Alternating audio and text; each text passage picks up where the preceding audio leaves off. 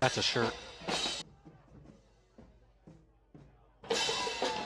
A pleasant good evening to you. Welcome into Paint Valley High School and week one of the high school football season here in the state of Ohio, and it couldn't be better weather for this season opener for the Paint Valley Bearcats, coming off of a fantastic season a year ago. Paint Valley going 6-3, 5-1 in the SVC. The only team that beat them was Adena, who went undefeated in the SVC and went on to win a playoff game as well. Tonight, Paint Valley hosts the Blanchester Wildcats, who have come a long way here to take on the Bearcats. Last season, Blanchester 6-2, 4-1, second in the conference there that they're in.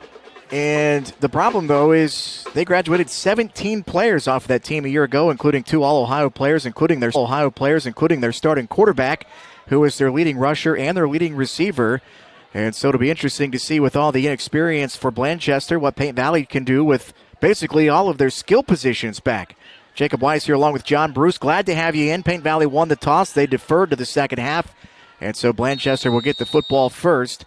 And we are just about ready to get things started. Ball in the air. And a little squib up the hash mark. Bobbled there briefly. Picked up by one of the up guys. And he'll have it out over the 30-yard line to get things started. And John, always excited to get things started in football season when it comes around every single year. Yeah, it's a great night for football. It's a week earlier than normal, but it's it's a beautiful night here in the Painted Valley, as it usually is, and it's great to have things pretty back to normal as far as crowd size and participation is concerned. Yeah, you talk about being a week earlier, the earliest start to football season in the state of Ohio since, I believe, 2008, but also a day earlier, playing here on a Thursday night. So for this inexperienced Blanchester team, they've got not only a week less to prepare for their opening game, but a day less on top of that. They'll try to fake the sweep here. It'll be Sipple running up the middle, and he had a nice little gap there. Gets it out to the 45-yard line on the first play from scrimmage. Blanchester has a first down, and it's Bryce Sipple, the quarterback, a sophomore. It was his brother who was a big player for them the last few years. Yeah, his brother is at least a two-sport athlete, scored close to 30 points a game his junior and senior year in basketball. And like you mentioned in the pregame, is an outstanding quarterback as well. Just looking at Bryce Sipple, he just looks athletic, looks like a player, but only a sophomore. Didn't throw a pass last year. So, yeah, Bryce Sipple, his brother was an All-Ohio athlete. We'll look to pass here, a little swing pass to the running back, wide open in the flat. Sebastian Smith runs over a Paint Valley defender at the 50 and out near the Paint Valley 45-yard line, where he finally is pushed out of bounds there. And so 2 plays from scrimmage for the Wildcats. They have 2 first downs. Yeah, nice job on the swing pass there. And like you mentioned, Sebastian Smith, only a sophomore, only 165 pounds, did not even attempt to make a move. He just ran his man over to get the extra yards for the first down. Looks like one of those guys that maybe when he gets the ball in some open space and sees somebody coming at him, his eyes get a little bit bigger. He tries to run over the guy. Mm-hmm. I like those guys. Yeah. We'll go from the shotgun again here. 4 receivers, 1 guy in the backfield for Sipple. He'll fake the short pass this time and go deep. He's got a man open. It's underthrown, though, and it'll land incomplete. I think ended up a couple of Blanchester Wildcats kind of running a route into the same area. There on the far side, I think that was Damian Williams, who looked like he had a step on his defender, but the pass underthrown just a hair, and that allowed the Bearcats to break it up. Yeah, one of the big things that Paint Valley does, they're very physical at the line. So if you can get a step, there's a chance that if you can beat them and avoid that physicality, you can get open. A little underthrown, and good job by Justin Hall there for Paint Valley to get back and knock that ball down. Well, the first time Blanchester's had to face a second down here. Looks like we'll run from the spread formation for the majority of the night. Now Sipple in trouble, gets out of a sack, throws it to a wide open receiver, but a little bit behind the intended receiver, Adam Frump, the running back, out of the backfield. And the good pressure caused the missed throw there, and it'd bring up third down. Yeah, number 65, Dakota Tennant, kind of blew that one up immediately for Paint Valley. Got Sipple on the move. He had his man open, just kind of thrown across his body. Couldn't get it down. Yeah, there was nobody within 10 yards of Frump, who is one of just, 7 players who had varsity experience a year ago. Again, a very young team here for Blanchester, but their head coach, John Mulvihill, says that they have a lot of good talent. It's just whether or not they'll be able to play with pressure. There's a screen pass to the outside. They find Smith along the sideline. He'll pick up their first down and more inside the 30. And the ball came loose there at the end as the beanbags come flying from every direction. And they say that Blanchester is able to pick it up. They'll spot the ball at the 26-yard line of Paint Valley. Another first down on a big third down pickup. Yeah, gain of 20 on that. Smith that time didn't try to run his man over. He did make a move, and that's what picked up the first down for him. Good job by Blanchester to jump on that fumble as well, as that could have been a disaster after that big play. It'll be an early teaching moment in film study. When you get let free like that as a defensive lineman, those alarm bells should be going off. Screen, screen, screen. Find the receiver. Nice play there from Blanchester. They'll try to roll it out to this side. Sipple has a man open. He gets it complete to Dustin Trace, and he's bouncing off of a few defenders down to the 15-yard line. Yeah, nice job by Cordell Grubb for Paint Valley to get the man out of bounds, but another first down for Blanchester as they're just moving the ball with ease. Yeah, Blanchester getting about 10 yards a play right now. And they're getting down near first and goal territory. They still can get a first down at the 5 with the ball spotted on the 15-yard line, so they're in the red zone for the first time. Blanchester out of the Southern Buckeye Athletic and Academic Conference. That's always a mouthful, SBAAC. There must have been an SBAC that they had to differentiate themselves. Yeah, they wanted to throw the academic in. Sebastian Smith, the sidecar on the shotgun with Sipple, and whistles before. Wonder if that'll be a motion here. And it is illegal procedure on Blanchester, so the first flag of the game. And it'll bring up a 1st and 15 now. So back them back up here to the 20-yard line. Yeah, Sipple's trying to move a little bit before. I thought they could have got him on the last play also whenever he's going to roll out. And that's probably, a lot of that's coming from having an inexperienced line to where they're trying to move the pocket as much as possible and to take advantage of his athleticism. Well, a good start here on this opening drive for Blanchester. Their first penalty of the game, though, backs them up to 1st and 15. Sipple out of the gun.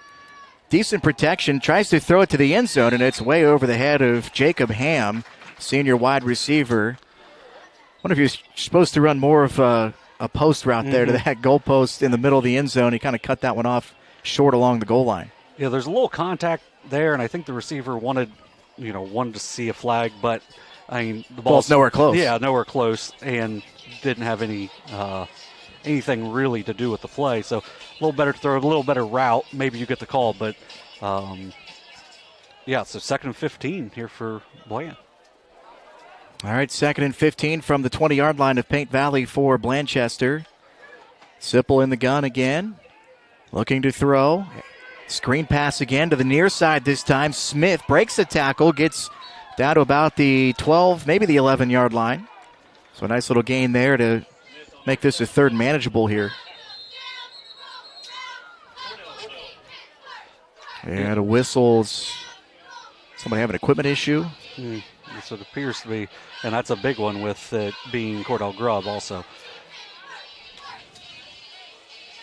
It's going to be 3rd down and 8. Yeah, nice job on the screen again for Blanchester. Nice job by Michael Perrone there for Paint Valley. Wasn't able to make the tackle, but he kind of blew it up enough to where his helpers were able to bring him down short. Yeah, Perrone, a move in from West Virginia. The end of last school year. I know Coach Dye is excited about what he can do for the Bearcats this year. And a whistle here, and we'll have our first time out of the football game as Blanchester takes their first. Getting set for a 3rd down and 8 here on this opening drive.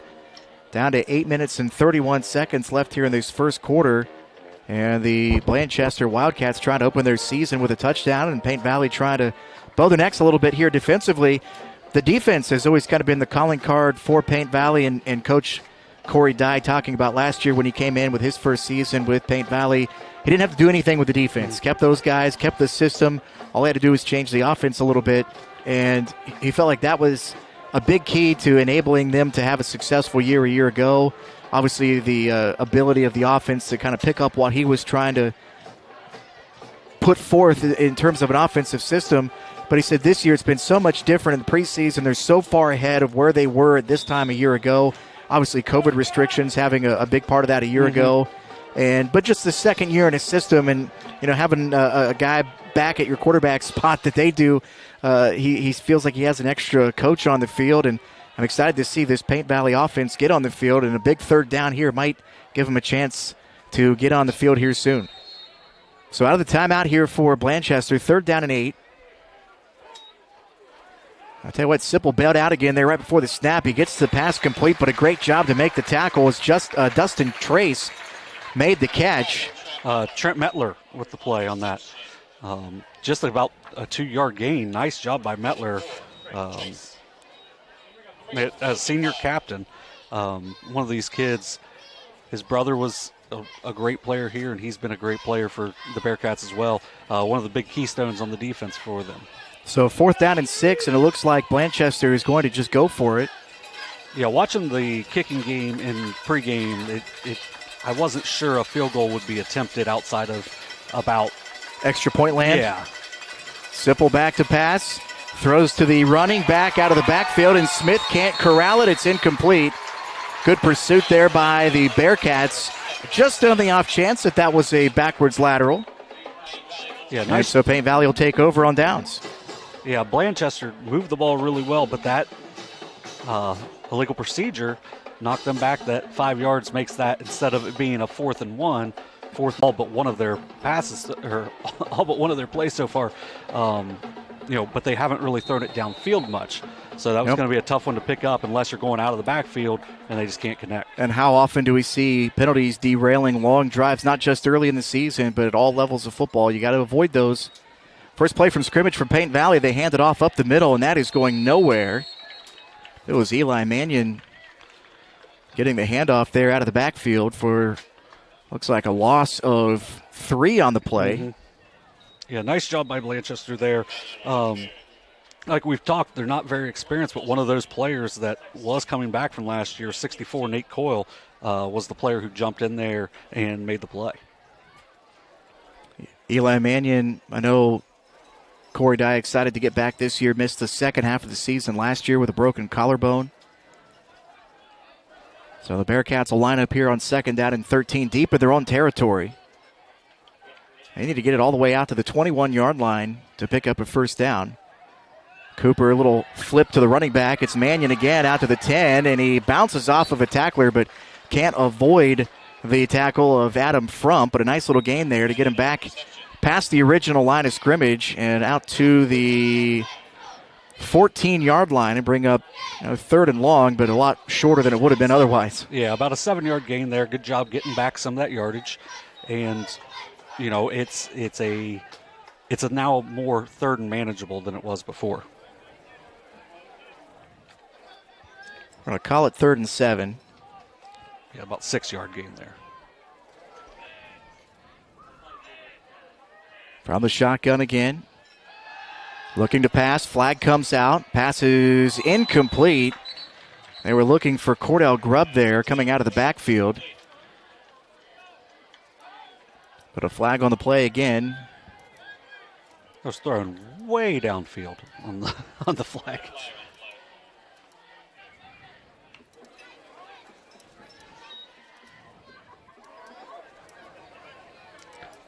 Must have been a sideline warning. Yeah, never saw. So 4th down and long here for the Bearcats. They'll have to punt it away. Cordell Grubb's been one of the better punters in the SVC for the last 2 or 3 years, and they do a lot of fakes. He's going to try to run this one, try to get to the corner, breaks a tackle, gets the 1st down out to the 25-yard line, and Cordell Grubb on the fake punt is able to pick up the first down for Paint Valley. They didn't give me time to say that. They trust him to kind of roll out to the right there and kind of make his own decision. Big play by Grubb, breaking the tackle that springs him loose to get that first down. So Cordell Grubb was, the punter of the year in the SVC last year? Can run it a little bit as well. Averaged 9.6 yards per carry on the ground a season ago, so obviously good trust in what Cordell can do from that spot, and a big first down here for Paint Valley. Now out of the shadow of their own goalpost and immediately hit in the backfield, but Cooper pulls the give. It's a foot race to the near sideline, giving chase there. It is Dylan Short. He won't get there, and it's a touchdown for Cooper. 75 yards to the house. 75-yard touchdown scamper, and Paint Valley is on the board first. Kevin Cooper pulled that out at the absolute perfect time to, get everyone to jump on Mannion, and then he just uses this elite speed to outrun his man to the corner.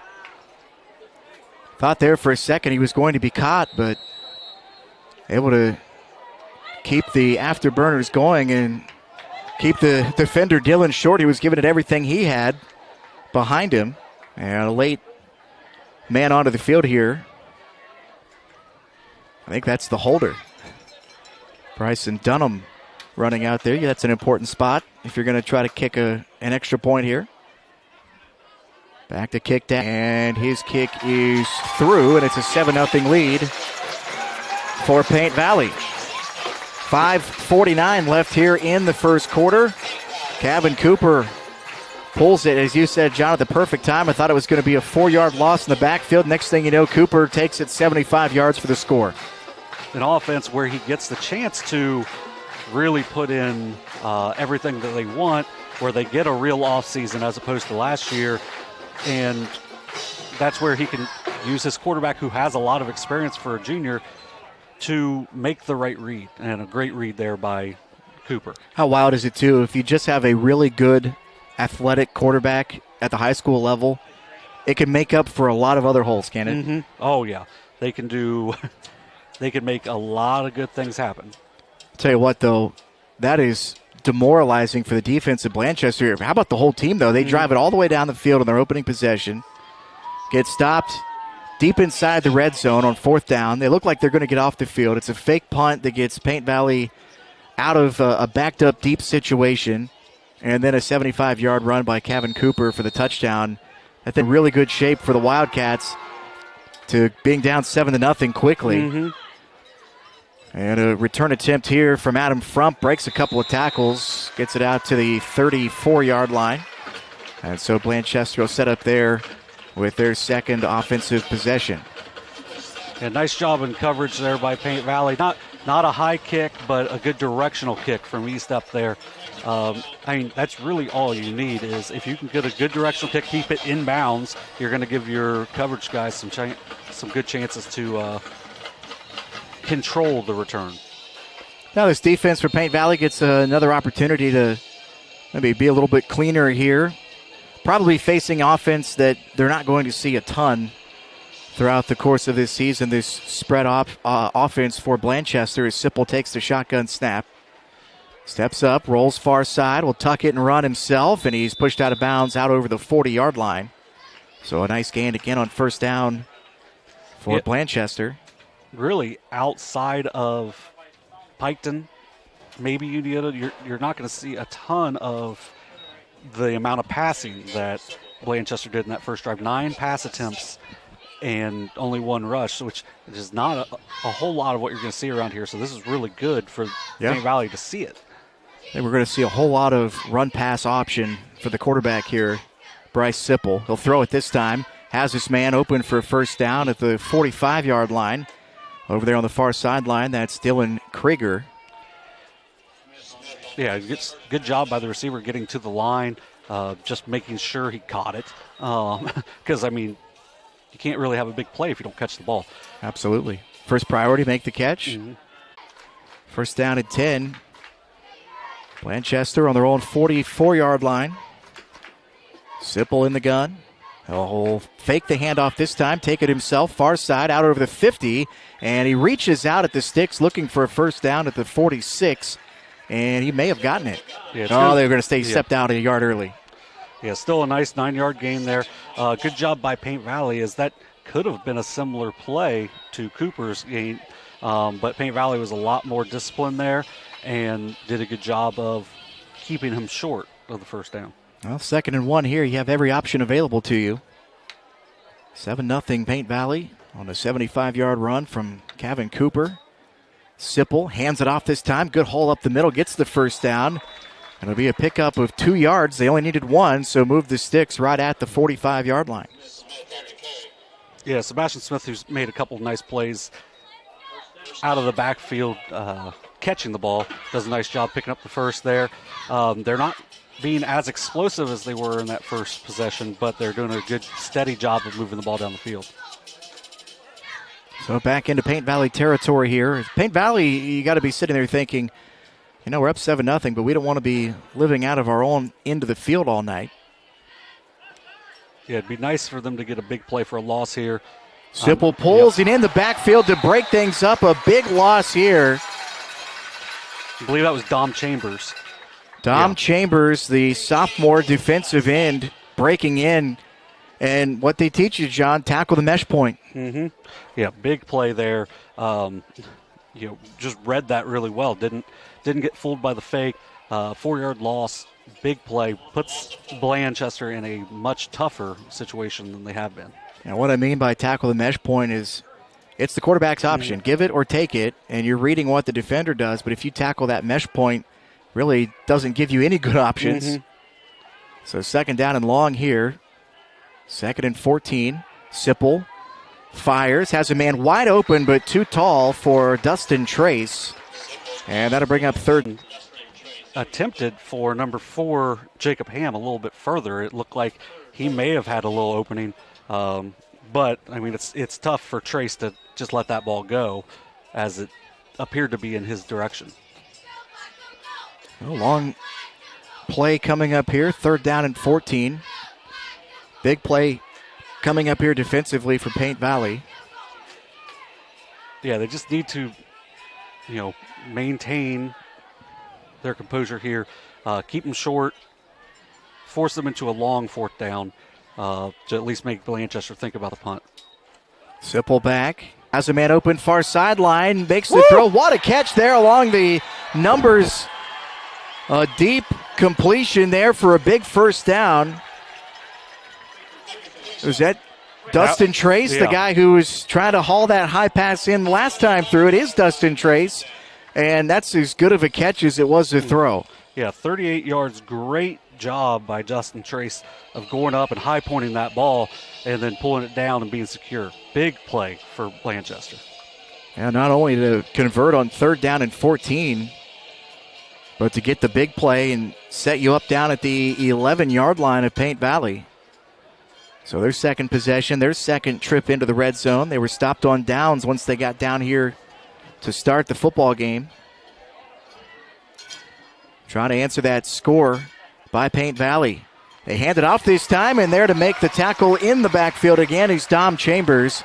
Coming up to stop Sebastian Smith, and that's the 2nd big one for him getting into the backfield. Yeah, that read option may not be something they want to keep doing, at least going towards Dom Chambers, because that's 2 different times that he's jumped it really well for a 4-yard loss. Called a 4-yard loss back to the 15-yard line. Wildcats can get a first down at the 1. 2 minutes, 20 seconds and counting left here in the opening quarter. It's been up and down the field here to start this game. Sipple in the shotgun with Smith to his left. 2 receivers left, 1 to the near side. Sipple will roll far side. Fires toward the corner of the end zone. And effort out there. Looked like Damian Williams trying to haul that one in. Good defensive effort there as well for Paint Valley. Yeah, Paint Valley's usually a really stout defense, and they've really tightened things up in the red zone so far. Great effort there by Damian Williams, but good defense as well.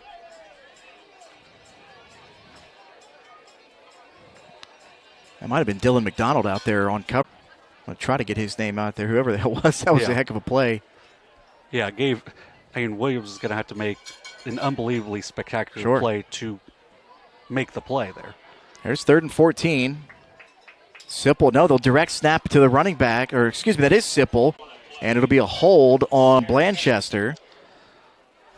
I don't know, do you decline this one? Well, I think they were in, I think they had a couple guys moving extra. There was a lot wrong on that for Blanchester. But nice play by Trent Metler on the outside anyway. Well, they caught a chop block there. The official on the sideline who threw a flag made a holding call initially. So they'll move him back. I think you move him back.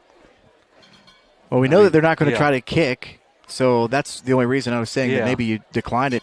Well, we know that they're not going to try to kick, so that's the only reason I was saying that maybe you decline it and make it be 4th down. But, you go 15 yards, it's hard to, or 10 yards, hard to turn that down. Right.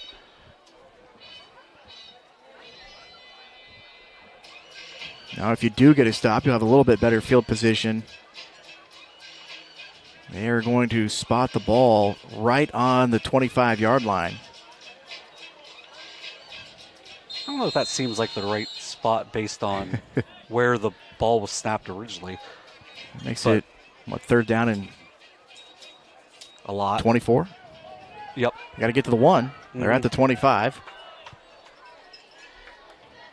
Minute 56 left here in the opening quarter. 3rd down and long. Sipple has time. Deep down the near sideline. Underneath. Interception for Paint Valley. Cutting underneath. Justin Hall takes it away. And the first turnover of the football game goes to the Bearcats. Paint Valley's given up some yards here, John, but when it's come down to it, they've made the plays when they've needed to so far. Yeah, big-time play there by Justin Hall. Found the ball in the air, goes up, high points it, and very intelligent to not try to bring that ball out of the end zone. I did like him not taking the knee immediately to at least give himself a chance to see it. But take a peek. Yeah. I mean, for Blanchester, that's probably not the worst thing because, I guess they gained, 10 yards on that? Yeah. So basically, they ended up getting 5 yards off of it, but so we'll have a hydration break here. First week of football season, always a little warm here in the state of Ohio. Although it seems like the last few years it's been cool on week 1, and then it was hot the next few weeks before finally kind of settling into the fall weather. Yeah, you don't, in Ohio, you don't really know what to prepare for because it could be anything. Like today, it said it was going to rain all day, and then it barely rained at all. Yet when I was outside after the school day, it was still extraordinarily humid, so it was very uncomfortable, but I like being outside anytime, just a little, turn down the humidity a little bit. Yeah, the humidity is what'll kill you. Mm-hmm. Nice crowd here for this first week football game. Saw some familiar faces strolling in as the gates opened here. Yeah, this is such a beautiful facility. It's if you haven't been to a game at Paint Valley, you need to find a way to get here because it's a beautiful facility, and B, the game day experience here is really good. Like they implement music really well. Scoreboard's beautiful. They have great food. Great view from the press box. Yeah, great view from the press box. It's just an outstanding facility. They do things right here. So Paint Valley with its second possession. Minute 48 left here in the opening quarter. 7-0 the lead after a 75-yard touchdown run by Kevin Cooper and a drive that featured a 4th down and long fake punt conversion. Handoff here goes straight ahead to Eli Mannion. Gets out to about the 25-yard line to pick up a 5. Nice first down play. A little different look with Cooper coming under center instead of in the, I want to say shotgun, but it's actually the pistol, what they've been running out of. So, different look, still keeping the ball on the ground. That's why I always say just out of the gun. Yeah, it is a gun type. It covers all of them. Inside a minute and a half here in the first quarter. 2nd down and 5 for Paint Valley. Cooper will go back under center. Hands it off. Nice big hole near side, but Sneaking in there to make the tackle, I think, is Adam Frump. To keep that from being a big gain. He does get a couple, and it'll bring up 3rd down and 2. Yeah, nice play there to stop the big play. Nice job by the offensive line to be able to get him to get that nice little hole for Mannion. Now, very manageable 3rd and 2 here. Yeah, you can basically do whatever you want on 3rd and 2. Whole playbook available to you. Although, early first week, non-conference game, you don't want to show all your cards. Mm-hmm. Yeah, but one very large thing that is benefits Paint Valley is their offensive line. They replaced 5 starters, and they're still big. They're still talented. It's something they do really well here is get their line ready and take advantage of it. Yeah, Paint Valley kind of opposite of what they were last year. They were inexperienced. Out over to the 50-yard line, finally taken down right at the 50-yard line. Cordell Grubb, and a big first down for Paint Valley. Yeah, just hand it off to the fullback. He goes 22 yards downfield. It's nice to be able to bring in a kid who was an honorable mention All-State last year, linebacker, that can really move the ball. Like you mentioned, over 9 yards a carry last year. Doesn't get the ball a ton, but when he does, he makes big things happen. Talking about that kind of flip-flopping where the experience is for Paint Valley, it's the skill positions where they've gotten most of their players back as the first quarter clock runs out. Offensive line green, but Corey Dye saying that a lot of those guys that will be playing that we'll see this year on the offensive and defensive lines did get to rotate in last year when they needed them. Didn't play a ton because of all the seniors they had in the trenches, but guys aren't completely without experience. And as you mentioned, it seems like every year Paint Valley finds a way to get their O-line ready. Mm-hmm. Well, and then when you've got a kid like number 52, Caden Henderson, 6'7", 295, that's a nice player to be able to. These are going to be names you're going to hear throughout the year, and then you're going to see as they get better week in, week out. They haven't had a lot of time on the field so far as Blanchester's controlled the time of possession, but they've done a nice job moving the line and giving their guys plenty of time to find the holes and to hit them. So they'll flip ends here, and the lineman's best friend is when you're right at the 50-yard line at the end of a quarter, all you have to do is take about 3 steps to the other side, and you're ready to go for the next quarter. It was always the worst when you were down at the 1-yard line and you had to run 99 yards back the other way to start the next quarter, right where you wanted to be. Under center again here, and some early movement, a little bit from both sides. Yep. I don't know that you have an argument if it's your running back jumping.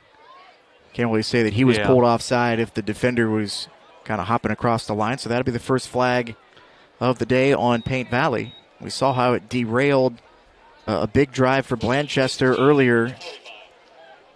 And Bearcats will have to try to eat into it on a 1st and 15 here. Now the good thing is now we mentioned that offensive line, that's going to help them. These they're not going to feel like they're in a passing situation immediately because they can get big chunks of yardage here. So 1st down and 15 back at their own 45-yard line. Oh, go out of the shotgun again here. Handoff coming near side. A lot of pressure in the backfield and a loss as some late flags fly in behind the play. It was Mannion again with the carry. White jerseys in front of him as soon as he got the ball, and he's a little shaken up coming off the field. Yeah, hopefully that's just a cramp because it is hot. That's in the area of holding. It's interesting because it came in after the play had gone by. We'll see what the official signal is here. And it was on the opposite side of where the ball was. So. Oh, we'll call a chop block here, and it's declined. They'll take the play. And a loss on the play. About 3. Yeah, second down and 18, or first down and 18. No, it should be second down. They just haven't changed the clock yet. Hey, first week football for me too. Mm-hmm. And we're early. Yeah, a day early. Found that out about a week ago. Out of the shotgun here. They put the wing back in motion who didn't look like he was sure that that's where he was supposed to go. Cooper trying to pick his way through. Found a little bit of a lane behind his lineman past the original line of scrimmage back into Blanchester territory. And what looked like it was going to be another loss ends up being a pretty good game there for Paint Valley to bring up third down and medium long here. Yeah, we saw Paint Valley down at the West Virginia basketball camp, and we saw Kevin Cooper come walking in. We're like, that kid has just ate weights for the last year and a half. And you can tell on these plays where he's breaking tackles, really, really difficult to bring someone down like that. Well, Coach Dye saying that Cooper, maybe the highest football IQ of anybody he's ever coached, and like having another coach on the field, but also said was just an absolute animal in the weight room in the offseason, really led the team. Yeah, it shows. Three-year starter, all SVC, all district, honorable mention all Ohio a year ago. And a timeout here for Paint Valley. It'll be their first of the first half. Talk things over here on an upcoming 3rd and 8. But one thing for Cooper, with that 10-yard rush, he's down to only averaging 42.5 yards a carry. So, Well, he averaged an SVC best 12.6 per carry a year ago, scored 20 touchdowns, had 1,604 total yards. Corey Dye having nothing but glowing things to say about Kevin Cooper, how well he's been a leader. By the way, pretty good defensive player as well. Obviously, most of the publicity for him comes from the offensive side, but what he's able to do on the defensive end as well is pretty darn impressive. Had 60 tackles a year ago. Yeah, just an outstanding overall player. You can tell he's a coach's kid. His dad, Brian, is the defensive coordinator here, and like you mentioned with Corey Dye, keeping the same defense, keeping some really good defensive coaches. You can tell Kevin is a coach's kid with how much he knows the game and how much of a leader he is. All right, out of the timeout here, 3rd down and 8 after the 10-yard run from Cooper.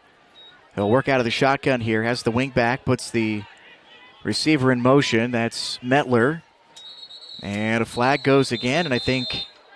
Looks like an encroachment this time. Yep, somebody into the neutral zone early, so they'll get an extra 5 yards here, make this 3rd down a lot easier. Yeah, that's a big penalty against Blanchester. From 3rd and 8 to 3rd and 3 now.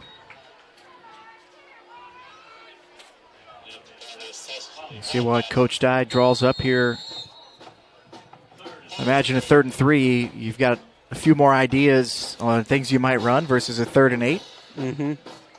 Yeah, the playbook's a lot more open here where you can do kind of whatever you feel like because it's a manageable 4th down. Peyton Bell leads them up to the line of scrimmage, the 6'4", 330-pound center. Shotgun snap back to Cooper. Has a man in his face immediately, and I don't think he got there. It's a good play inside there by Kennedy Campbell. Yeah, nice job by Campbell to hold on there and keep him short. Only a yard gain, so it is 4th and 2 coming up for Paint Valley. If you're going to go for it on 4th and long from your own 14. Yeah. Well, the other thought too is what we've been talking about with Cooper. You got to be sitting there thinking, how many times is he going to get less than 2 yards on consecutive plays? Mm-hmm. So we'll line up here in the shotgun again. Oh, no, it said it will go under center. This might be just a straight ahead here. Nope, they will hand it off. And he met immediately, but bouncing off the tackle is Dom Chambers. And some more room to run down inside the 30, the 26-yard line. Getting met immediately, and now Chambers looks like he's down on the field. And that's tough because Chambers, with only into a quarter of plays, played very well defensively, and that run was a heck of a run. So let's hope that it's just shaken up on the play. A big-time play there by Chambers. Yeah, he got hit immediately as soon as he took the handoff. Kind of just bounced off of one of the defensive linemen and then carried a few other guys for a few yards at the end of that run. Yeah, about a 15-yard run. Almost all of that after initial contact. Does have the legs up here. They're kind of looking at that left leg. He had a leg taped, or lower leg taped. So Let's hope it's that, but I don't love where they're checking right now. Yeah.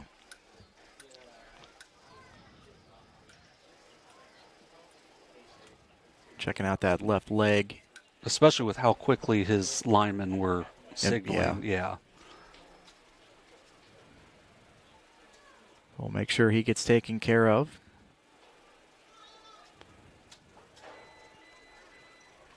Paint Valley on the move here in the second quarter.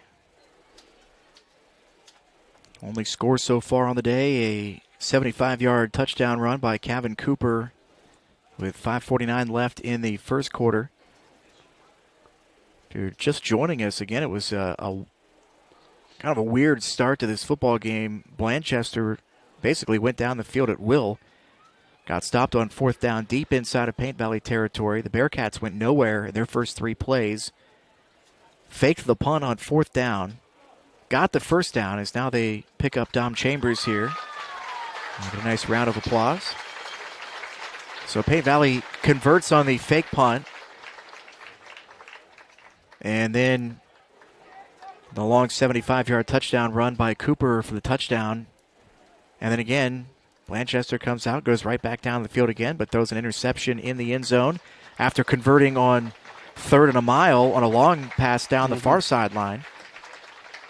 Yeah, so they've reached the red zone twice and stalled out. Paint Valley's done a really good job of getting really solid and in the red zone.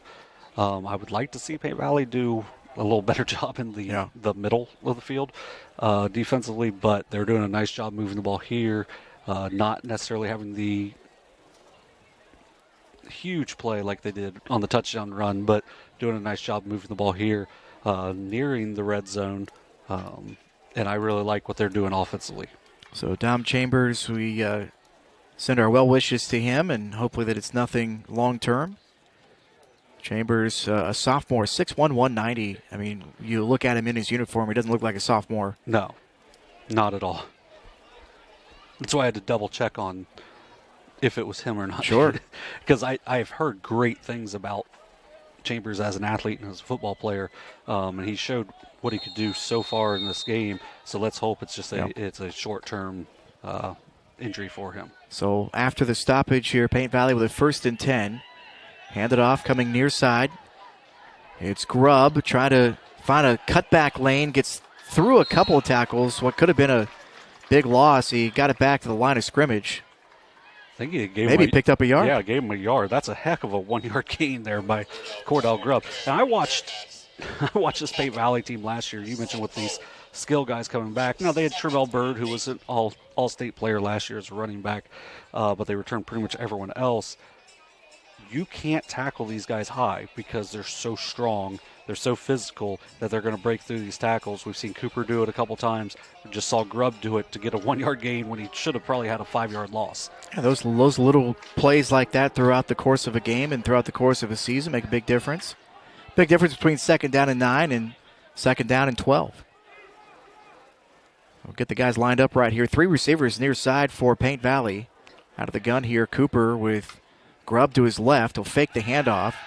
Near side, Cooper throwing wide open and has it complete at the 13-yard line to Dax Eaststep along the sideline, and Paint Valley picks up the 1st down. Yeah, nice job getting Cooper on the move.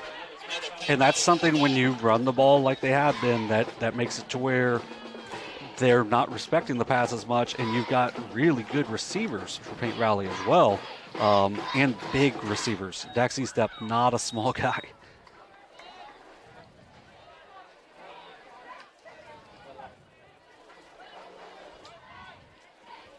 So 1st down here from the 15-yard line.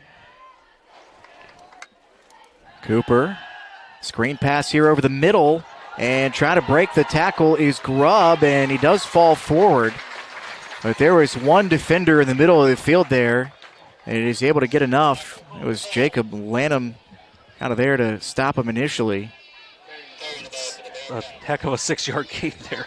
As that's, once again, you can't tackle these guys high. You got to get them low, or else they're just going to break it through, and you're going to eventually get them down, but it's not going to be nearly as efficient as if you're going lower on these guys. So 2nd down and 4 here from just inside the 10-yard line. They need to get to the 5. It's like a long 4 here. Cooper does hand it off this time, and nowhere to go right at the 10-yard line, stacked up for Paint Valley is Cordell Grubb. And it'll bring up 3rd down, and they may have moved him back a yard, back to the 10. Now, they haven't looked number 5 Bo Blankenship's way yet, but he's a big-bodied receiver, 6'4", 215. He's been on the outside a couple times. I would like to see them look his way or E-Step's way if you're going to put the ball in the air here. Let those big athletic guys make a play. So 3rd down and 5. Bearcats trying to make it a 2-score football game, and they'll take a timeout here. Their 2nd of the half. It'll leave them with 1 here for the remaining 7 minutes and 21 seconds here in the opening half as the sun begins to kind of fade away here. The light's still off. This beautiful facility at Paint Valley had the turf go in. Was that before last season? 2 seasons ago. 2 seasons ago. From our vantage point here in the press box, across the way to the left side is the I don't think they're calling it a field house or just a big locker room facility for the Bearcats.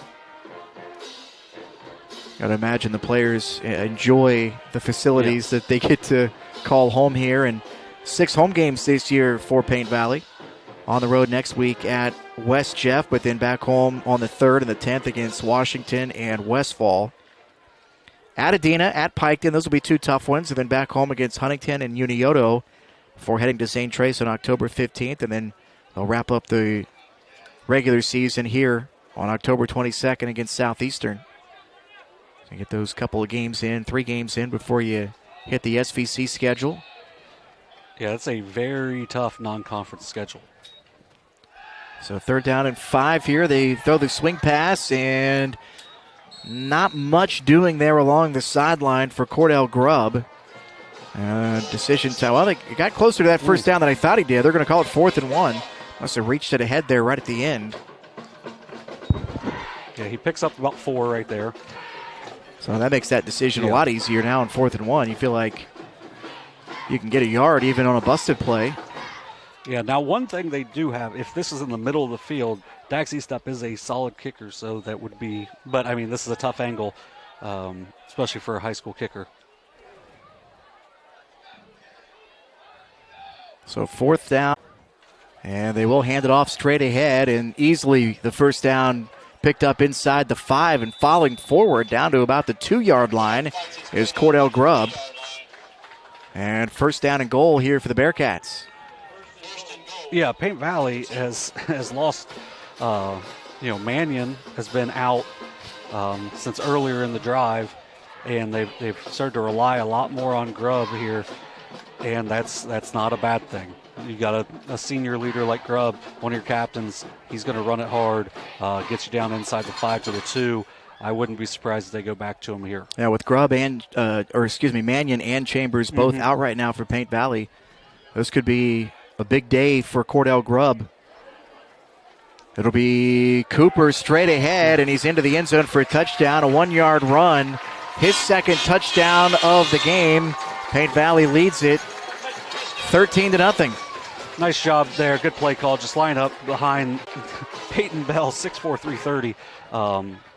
Is going to find a way to move his initial man, following Caden Henderson on that also. And Cooper, just a big, strong kid, does a nice job finding the end zone.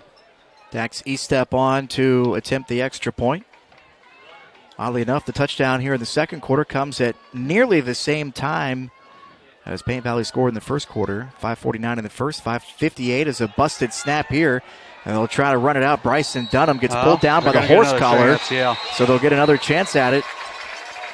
That's the old fire, fire, fire. The snap who's low. You can't get it picked up fast enough. You holler fire, and your offensive linemen know to kind of break out. And usually you have a play designed off of it. But the horse collar bails them out here. Or they call it a face mask. Either way, Paint Valley will have another shot at it. Yeah. looks like they're bringing their offense out. So maybe they weren't happy with the snap. I guess they're inside. Now they're down to the 1.5. So, I'll tell you, as a former long snapper, everybody thinks that job is easy. Oh, heck no. It is easier to snap the field goal than the but it has its own challenges. It's a lot closer. You're a lot lower to the ground where you're trying to put it on target. I know they try to protect the long snapper, but I still think that would be a stressful and tough job because, like, you literally have one job. You do. Yeah. So they're going to just run an offensive play here from the 1 yard line. Go for 2. They will hand it off up the middle. Grubb trying to get to the end zone, and he did get to the line. He had to fight for it, but he's able to get the point of that football right to the goal line, and the 2-point conversion on the 1 yard run from Grubb. Yeah, it's Grubb's going to keep his legs moving. Kind of an old school type runner where, you're going to have to really fight to get him down. Great job by Grubb. Just 1.5 yards, but he has really battled for multiple just short runs tonight, and just showing his toughness as a senior. You know, sometimes those 1 yard runs in that spot on the field are a lot tougher than the ones that you break off for 20, 30, 40 plus yards. And so Paint Valley now out to a 15-0 lead with just inside 6 minutes left. I was saying there, it was the 75-yard touchdown run by Cooper with 5:49 left in the first quarter, and then 5:58 left here in the second quarter. The 1 yard run by Cooper. And then they get the 2-point conversion, taking advantage of the face mask on the botched extra point snap there on the play. Actually worked out better for Paint Valley. Ended up getting 2 instead of 1. And that makes things, that 1 point makes things a lot more interesting and difficult for Blanchester there on the other side too. Yeah, if they do get back into it. Right. This is a big possession for Blanchester with Paint Valley getting the ball to start the second half. Kick near the sideline taken by Frump. Breaks a tackle, gets back to the sideline, and E-Step will ride him out of bounds, but Frump gets out over the 50-yard line and into Paint Valley territory. Didn't look like there was much there initially for Adam Frump, but he's able to turn it into a great gain and give his offense great field position here with 5:49 left in the half. I'm thinking Blanchester got pretty lucky because there was a block about the 35-yard line where a Paint Valley player got picked up and tackled, which to me would probably be a hold because I don't know if you can just straight pick up a block and gets them in great field position. My initial thought was that ball was probably going to be kicked out of bounds, and Frump grabbed it anyway, but ended up with a great return. So the snap here goes to Sipple, up the middle, breaks the tackle to the 45-yard line, just inside to the 44. Interesting to see, especially on that last play, Sipple and then whoever lines up next to him in the running back slot on a given play, they'll both have their hands out, and either one of them could take the direct snap. Yeah, injuries are starting to pile up for Paint Valley as well as Perone goes off. Looked like he was in a lot of pain. Hopefully that'll just be a short-term thing as well. Snap here to Sipple. Bounces off of a man. Good penetration in the backfield and taken down for a big loss there. Trent Metler knifing in. Yeah, that was started a lot by Caden Henderson on that number 52. Blew that up immediately. But like you mentioned, big time play there on the outside to bring him down in the backfield. So 3rd down and 11. Bearcats have had some plays where they've been able to get into the backfield. We have seen a couple of big plays by Dom Chambers getting into the backfield. Now Trent Metler with a big play there. 3rd down and 11 here for Blanchester.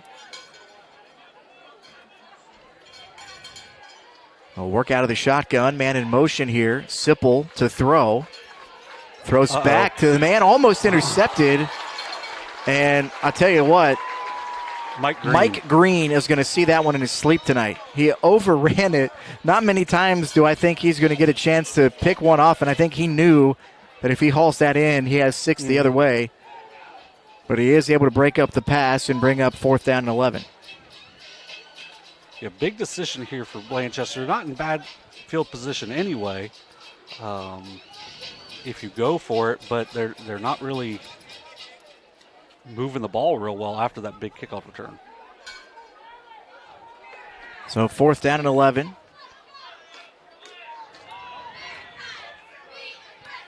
Sipple looks near side, fires deep, has a man briefly open, and it's nearly intercepted there by Dylan McDonald, who was actually running on coverage to a different receiver. But again, on a long throw, we see John Blanchester has 2 guys running within about 3 feet of each other on the same pattern, and that puts a lot of bodies in one spot. You have to be perfect as a quarterback to make that completion. And again, Paint Valley able to make the play when they need to get the turnover on downs. Yeah, maybe a better designed play there, and that's going to be a completion. Sure. But McDonald does a great job of peeling off his man and breaking that play up. Probably better that he didn't intercept it just because of the field position switch on that. Right, that might be one of those where you're just trying to bat it down. Mm-hmm. So Paint Valley takes over. 4:04 left here in the first half, leading 15-0 here in week 1. So important to get that win in week 1 to get things started. Not the end of the world if you lose week 1, but a win certainly makes everybody feel a little bit better about how things are going. There's a wide open receiver.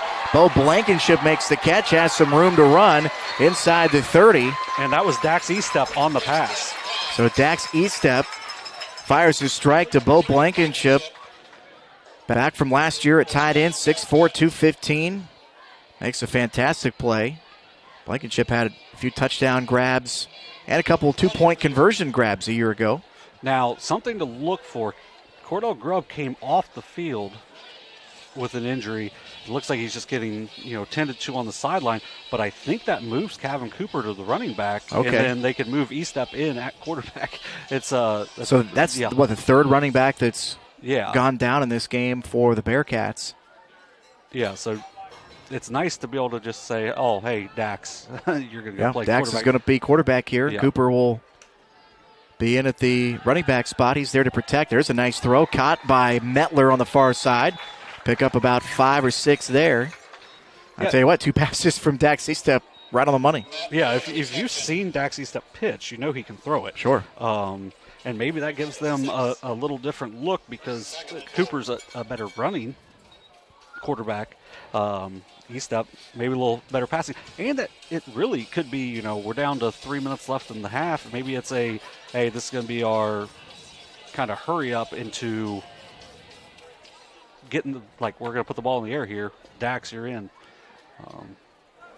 He's looked good on 2 passes so far. Yeah, I don't know how many teams are going to have that luxury. Right.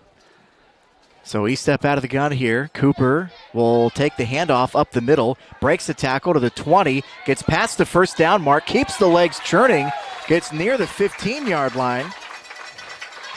That's a heck of a run there. Yeah, a heck of an 8-yard run there by Cooper. Just keeps his legs churning. This Paint Valley offense is going to be really tough to stop if they can keep healthy because they've just got these big, strong, aggressive runners that behind that great offensive line. So 15-0, Paint Valley leading, looking to stick another one in the end zone here at the end of this first half. And remember, they get the football to start the second half because they were very smart and deferred their choice to the second. Yeah, nice job getting an athlete moving. That's their 5th different guy to carry the ball so far today. Finding different, unique ways to get the ball to your athletes is really going to make this Paint Valley team tough to stop. Clock inside a minute 20 left here in the half. Pretty solid first half of football for the Paint Valley Bearcats so far, trying to put a cherry on top. Estep to throw. Toward the end zone, Metler with a diving catch for the touchdown. E-Step put it right on the money. Trent Metler comes flying through the frame and picks up the touchdown grab.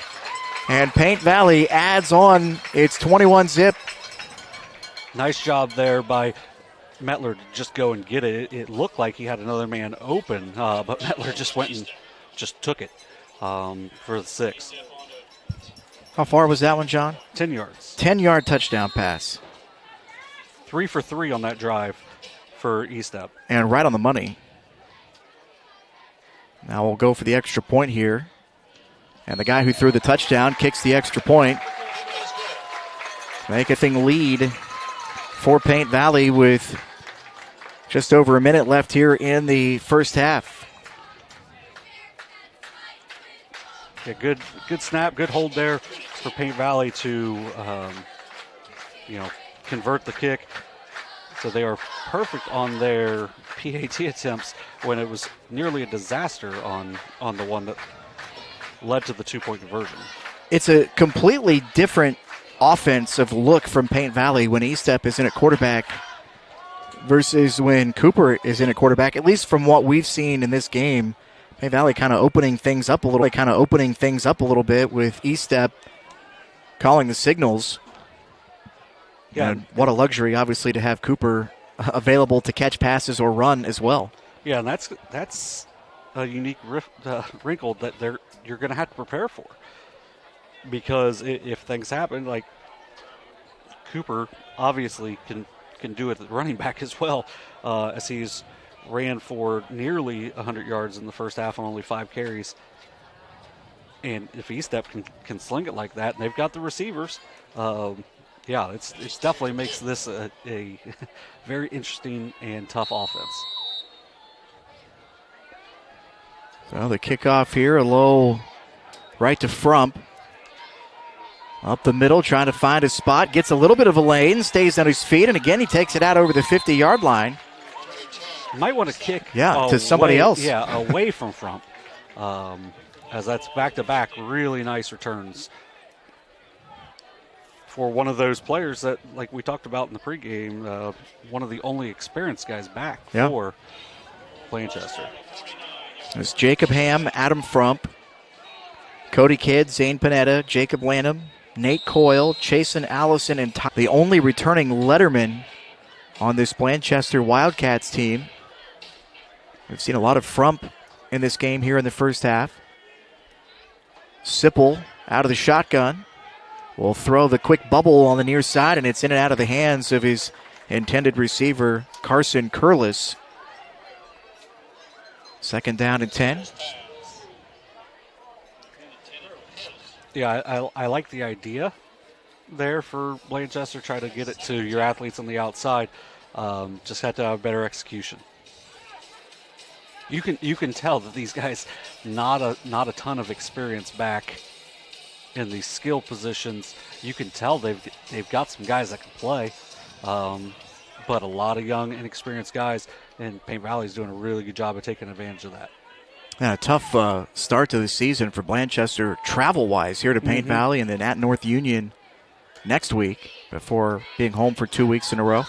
High snap over the head of Sipple, and the ball still loose on the ground. Picked up there by Bo Blankenship. He's on his feet inside the 20. Yeah, and Sipple is hurt because he just had Caden Henderson just land on him going after that fumble. 6'7", 295, Caden Henderson trying to track that football down. Nice job by Paint Valley of jumping on that.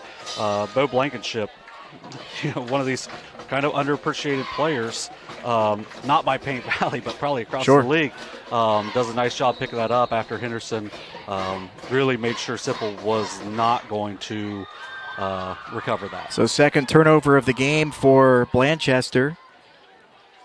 Daxie steps still into quarterback. 6'5", can see over the line pretty well, has great protection. And tries to cut back down at the 1. Did he fall forward to the end zone? Touchdown. They did. You could see the line judge pointing over to the official in the middle of the field who was walking the goal line. saying, this is your call, buddy. Both hands go in the air, and it's a touchdown for Paint Valley. First play off the big turnover.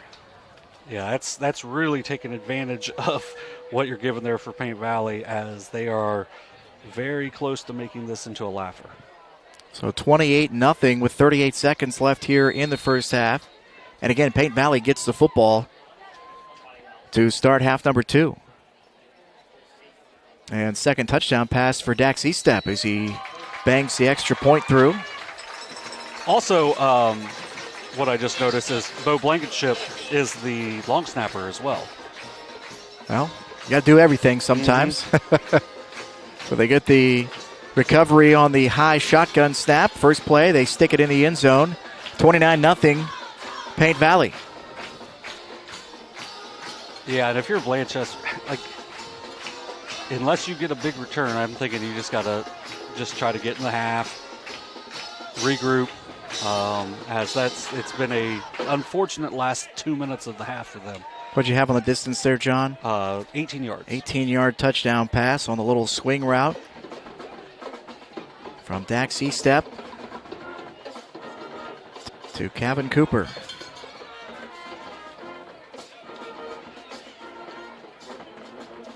So third touchdown today for Cooper. Had 2 rushing touchdowns, the first 2 scores for Paint Valley.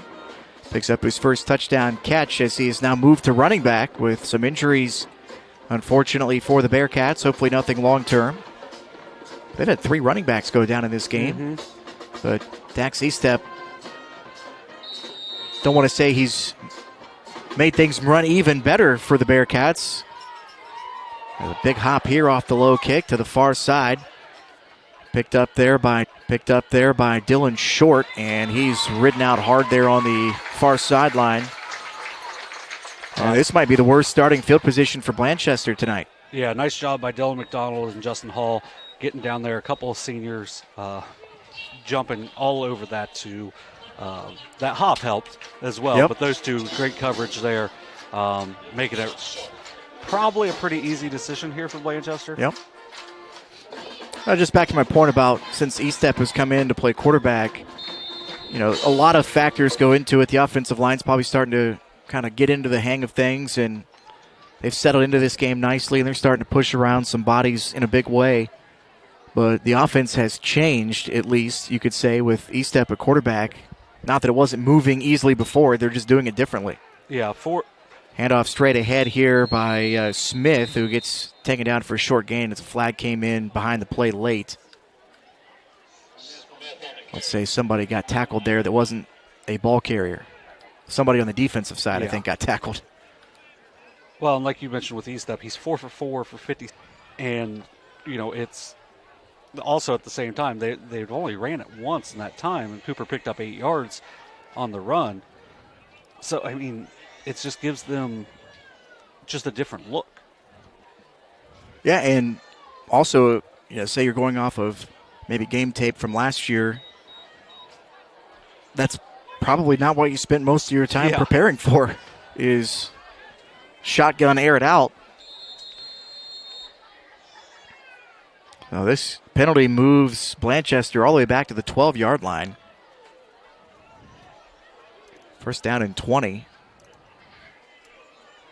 17 ticks left on the second quarter clock. They'll pull the handoff, and Mettler unable to get the tackle. There to bring him down. I don't know if that was Kingery or Saunders?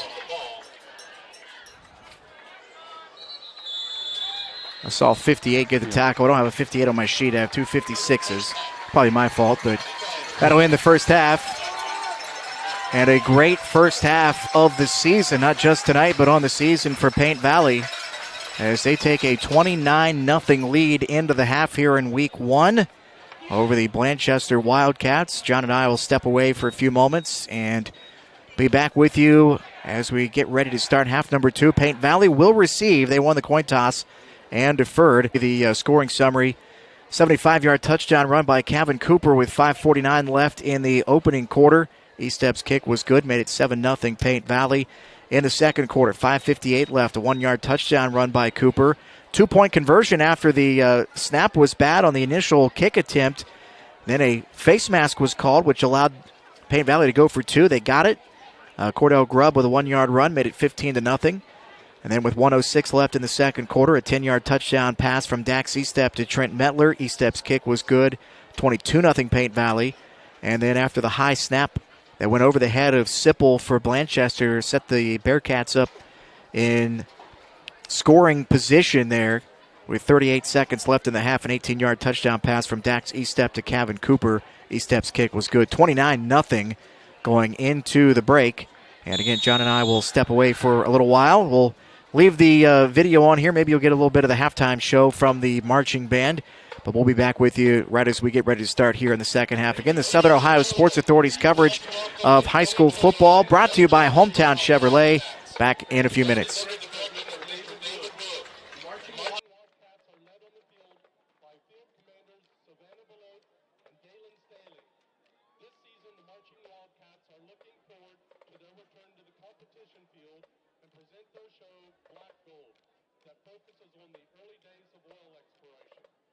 Tonight, the first 2 movements are presented titled Wild Patters and Dry Hole Blues. Soloists include Tyler Abershant on trumpet, Michaela Harrington on trombone, and Trinity Jacobs in color guard. Field commanders Savannah Beloit and Dayla Staley. Are the marching Wildcats ready?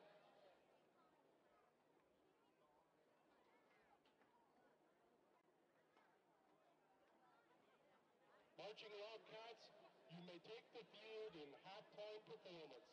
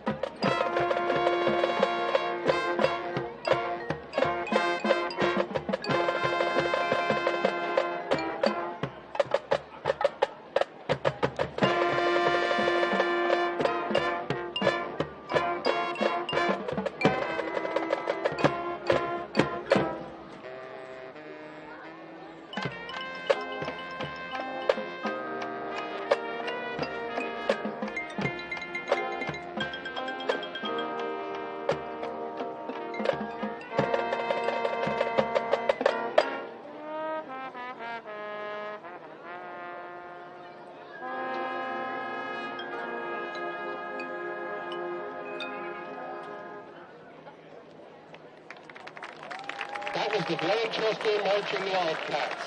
The band members wish to thank the entire Wildcat community for its generous support of the band's efforts. They particularly wish to thank school administrators as well as the officers of the Blanchester Music Movement.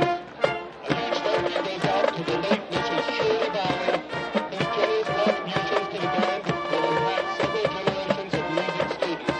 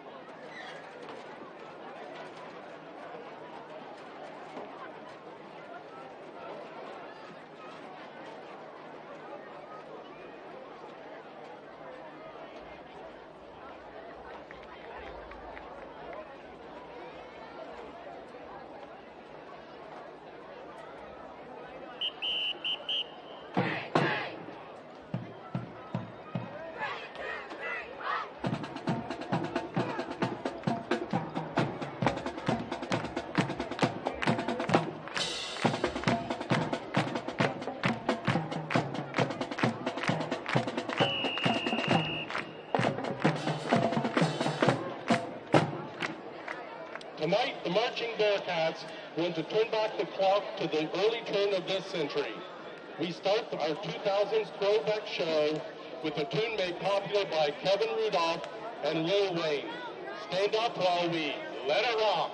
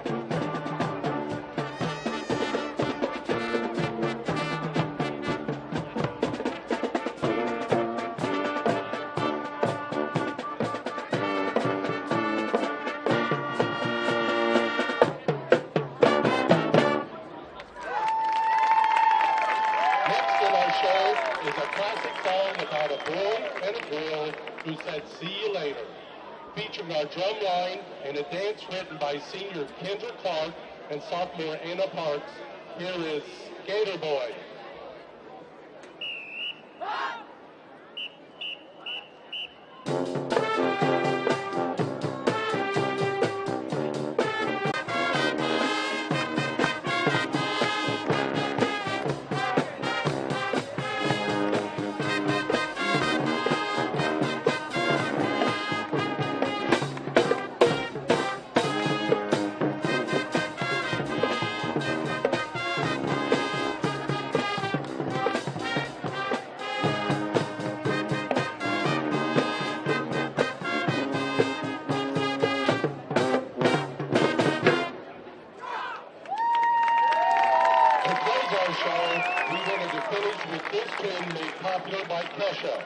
As a throwback for our senior band members, this is Die Young.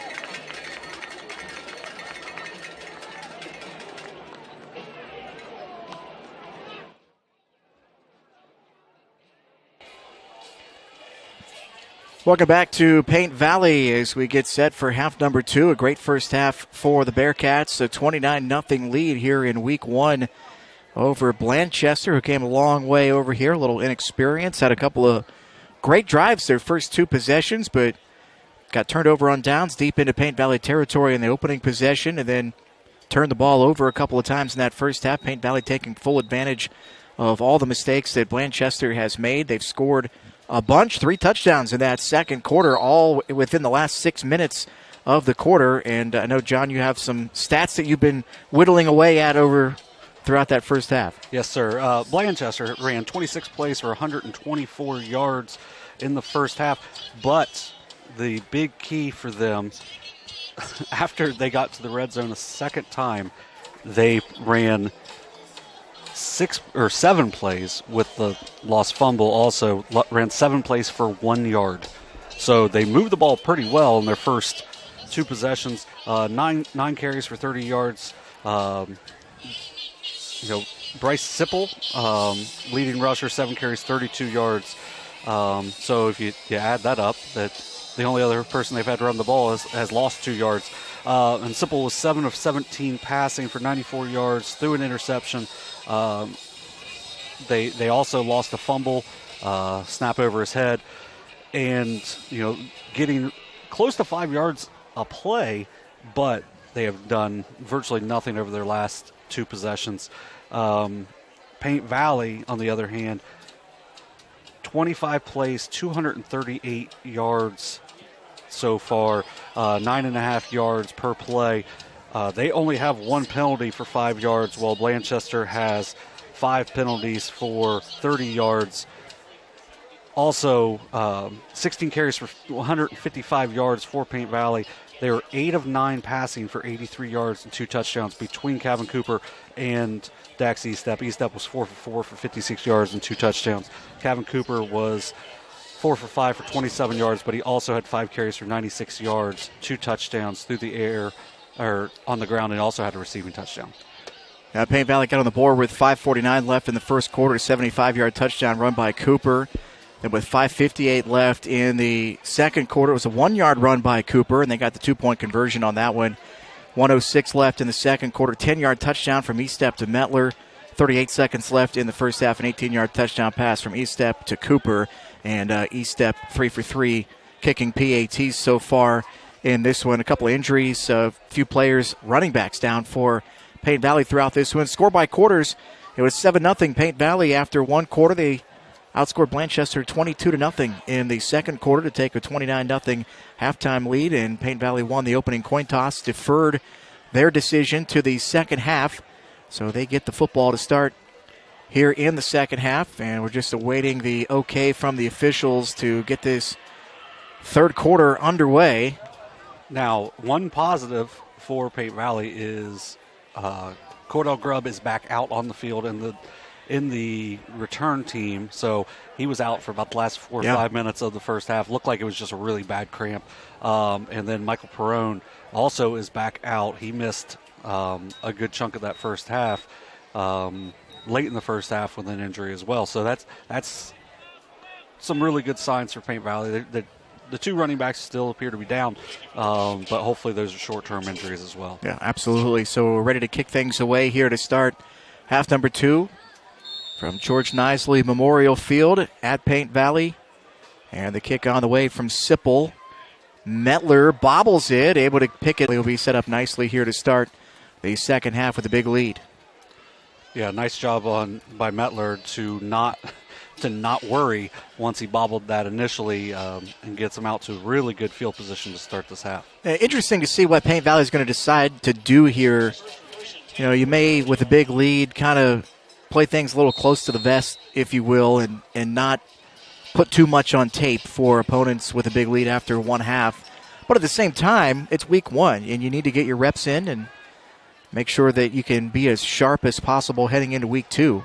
Yeah, I feel like they can feel really good about how Cooper was running the offense, so maybe they want to go a couple more possessions with Estep to go with a longer field as well. Estep hands off to Cooper here. He breaks a tackle out over the 45 to the 48-yard line. So a gain of 8 here on first down. Now over 100 yards for Cooper, up to 104 yards on 6 carries. Just having a dynamic night for Cooper. Well, 75 yards on 1 carry certainly helps that average.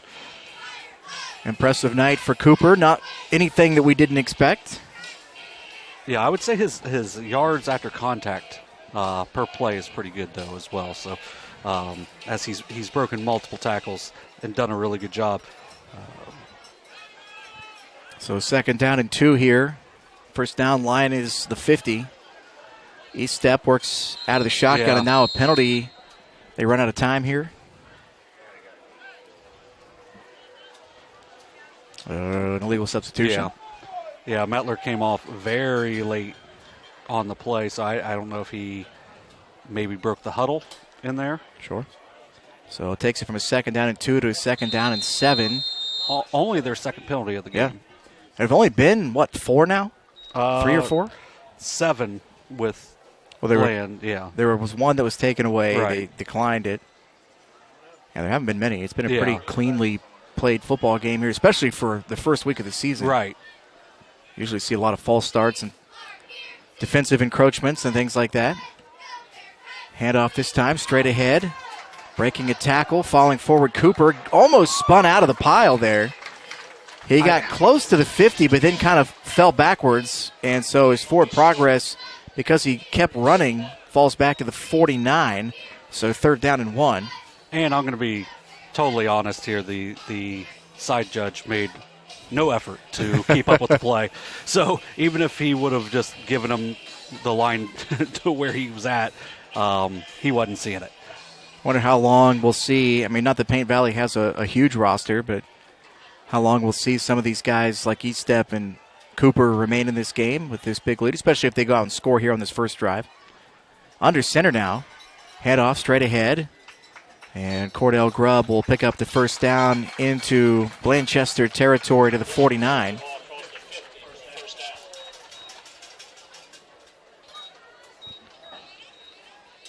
So the Bearcats into plus territory, as they say.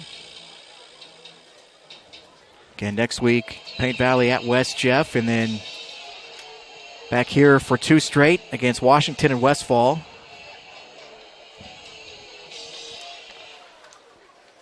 So 1st and 10 here for the Bearcats.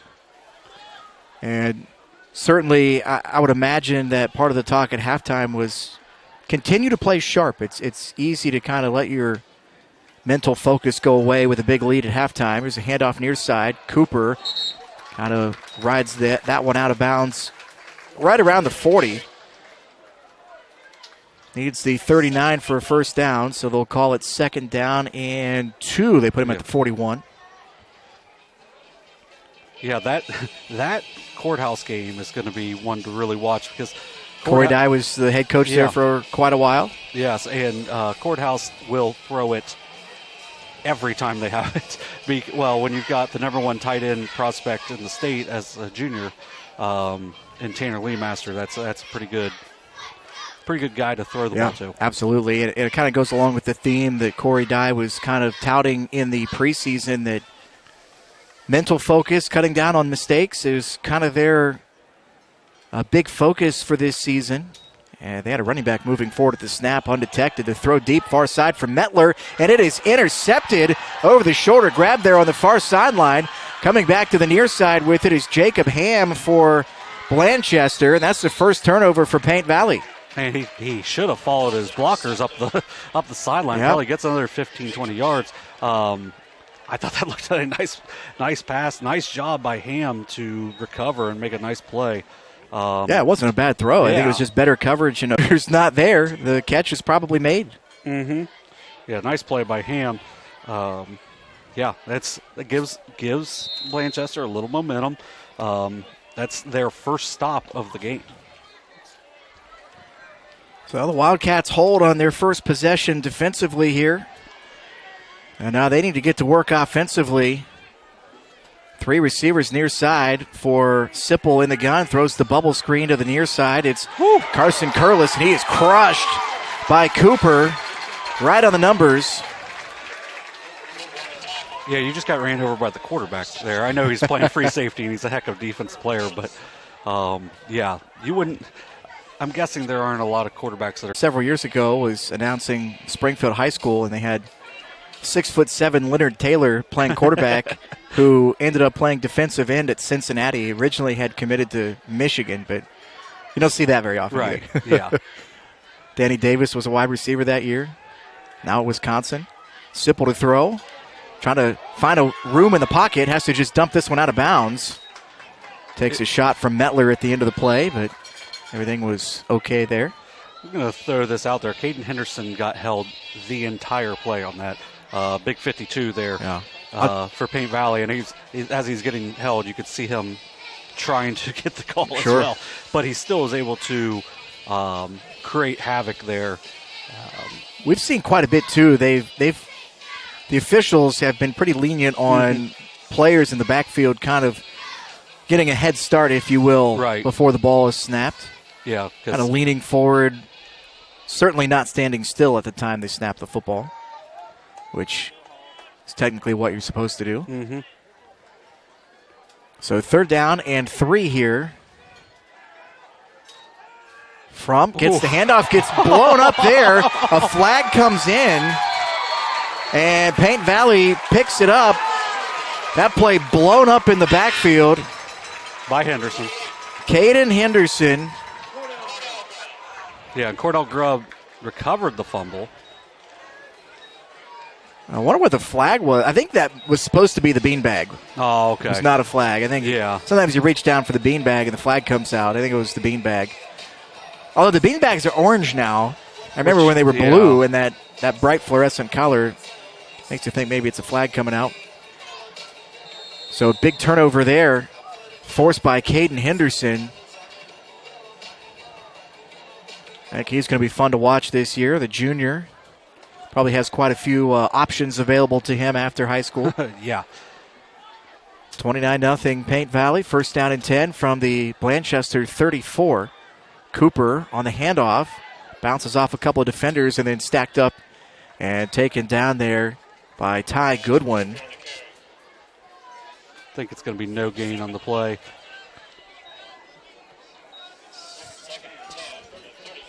So 2nd down and 10.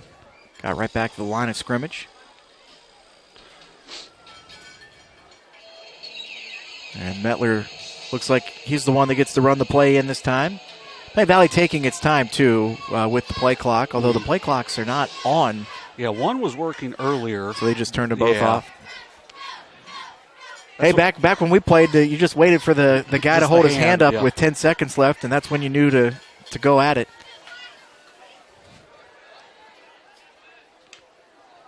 E-step, looking to throw, has time.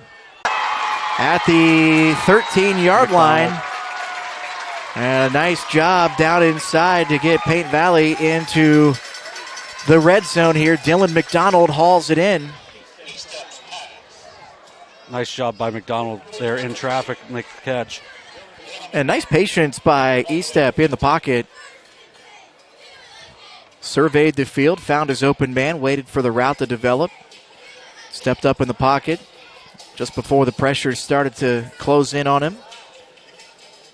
He's looked very comfortable throwing the football. Yeah, they've completed 9 passes to 7 different receivers so far in this game as well. And a whistle here. Officials blowing the whistle there, make sure everything is ready to go. 1st down and 10, fumbled the snap. E-step down onto a knee and then takes a hit. I know he was down on a knee, but I think I'm laying down on the football. Yeah. Because when you're coming in to try to hit the quarterback, you're just seeing. You're not quite sure if he's picking up the football or down on a knee or what. Yeah, he'll pick that one up on the next one. Just to, like you said, just lay down. Yeah, just lay on it. So 2nd down and 15 here. The 1st down line would be the 5. 29-0. Paint Valley looking kind of free and easy here in this 3rd quarter so far. I'm sure Coach Dye wants them to score here, just make sure they get to the running clock. Absolutely. Handoff here Up the middle and kind of picking his spots gingerly is Cordell Grubb. Gets just shy of the original line of scrimmage. See exactly where they spotted. It's just inside the 17-yard line. So we'll call it third down at 12. Second down at 12, excuse me. Or is it third down? It is third. It is third down.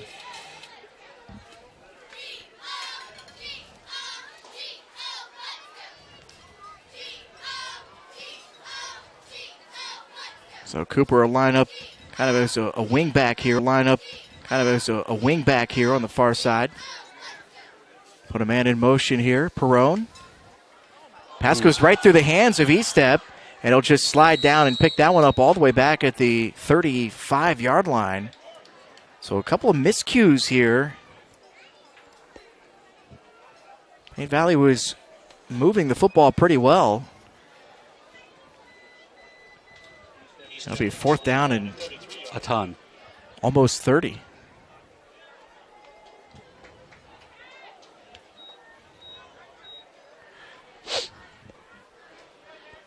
I mean, it's fourth down. Might as well throw a jump ball here. Sure. I mean, at worst, they pick it off, and you just kind of flip field position even more. Then, in fact, starting at the 34-yard line for Blanchester will be one of their worst starting field positions of the day. So Estep will let everybody get down to the end zone, let it rip, looking for Mettler, and almost intercepted there. And I bet the Bearcats probably wish it was intercepted as Damian Williams was running across the 5-yard line, couldn't haul it in. So a turnover on downs here for Paint Valley. Yeah, and that's a play where two straight stops, right? Yeah, and I'm sure the Blanchester coaches will let Williams know, make sure you always knock that down instead of picking it, since he's only a freshman. He's looked good so far. That's one of those things you talk about, like during the last 5-10 minutes of practice too. Those kinds of situations. Hey, it's fourth down and forever. Don't let anybody get behind you. If you're the guy, a couple guys deep in the secondary, if it comes to you, just bat it down. These are things that good coaches don't leave up to the players to just understand that. You teach those things in practice. So the Wildcats offense back out here with 4:13 left in the third quarter. 29-0, Paint Valley in front. But we have yet to have a score here in the second half. The Bearcats have moved the ball well, and now Sipple fumbles the snap, just kind of backing up. Ball's loose out there. He's slung to the ground at the 35-yard line. Is that Bo Blankenship that got a hold of his jersey and threw him to the ground? There's one thing you can definitely say about Bryce Sipple, and it's that he's a tough kid, because he got hit hard late by Henderson on that one fumble. Got it right back up and came back in the game, and then right there just jumped right back up. That's a very hard tackle. Second down in 11 plus about a foot. 4 receivers here. One man in the backfield with Sipple out of the gun. Screen play here. They do complete it to the running back out of the backfield. And we'll get it out past the 40-yard line. It was Sebastian Smith hauling that one in. Third down and 1. Yeah, that's been their big money play in the passing game. Has just been the screens to Smith. Let him make something happen down the field. You saw the defensive lineman, though, in that play. They recognized what was happening pretty quick and started back towards the intended receiver. Third down. Much tighter formation here for Blanchester. Sipple will take it himself. Gets the first down. Almost got to the 45. That'll move the chains. Yeah, that was the formation that they ran where they got called for the, I believe it was legal procedure earlier in the game, where they had the two kids showing, like, you don't know who the ball's going to. Yeah. It's probably going to Sipple, but you just never know on it, so you have to kind of account for both. Right, but at the same time, until they show you that they're willing to go away from Sipple enough, you're probably keying on number 2. Yeah. They'll do the same thing here on 1st and 10. Sipple will take it to the far side, tries to bounce it outside, finds some room out to the 50. A little Walter Payton high step there as he crossed the 50. And picks up another first down inside of Paint Valley territory. Nice job by Justin Hall on the outside. A lot of cornerbacks aren't going to be able to make that tackle. He's done a nice job, obviously with the interception earlier, but he's done a nice job containing runs. Must have stepped out on the far side there. 2nd down and 2.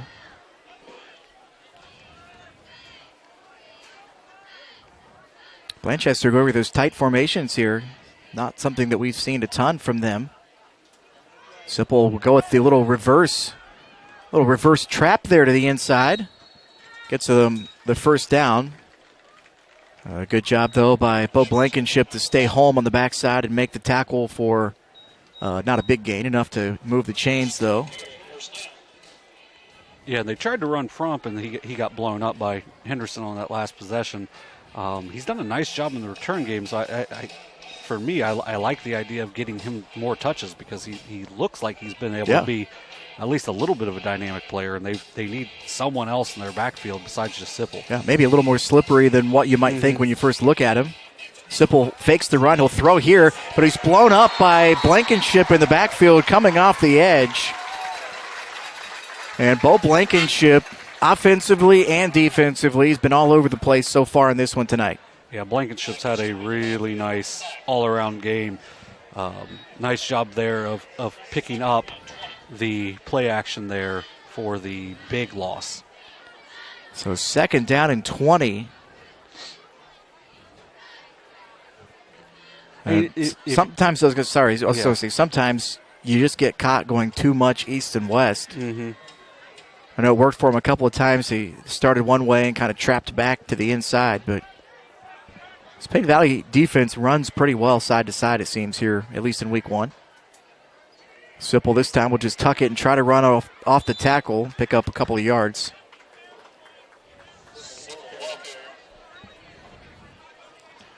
Yeah, it looks like they're really just trying to run out of this set as the quarter seems to be ending here.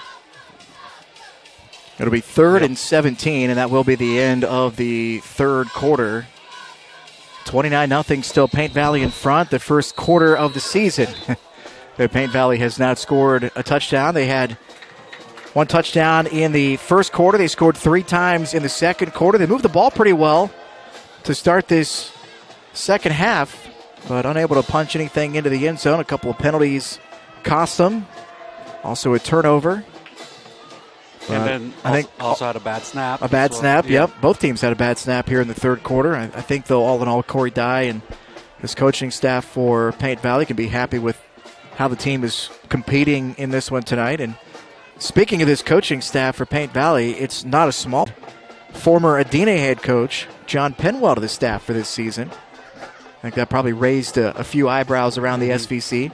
Yeah, state coach of the year last year in Division 6. Very well deserved for Coach Penwell. Great pickup for Coach Dye. And if you're going to add to an already really good staff, you better find some really top-level coaching talent. He's been able to do a really good job of adding positive voices in that obviously those kids are going to know. Yeah. This guy knows what he's talking about. Instant credibility when you walk in. You know, that's the only guy from a coaching standpoint that beat you in the SVC last year too. So players know what he's about. Mm-hmm.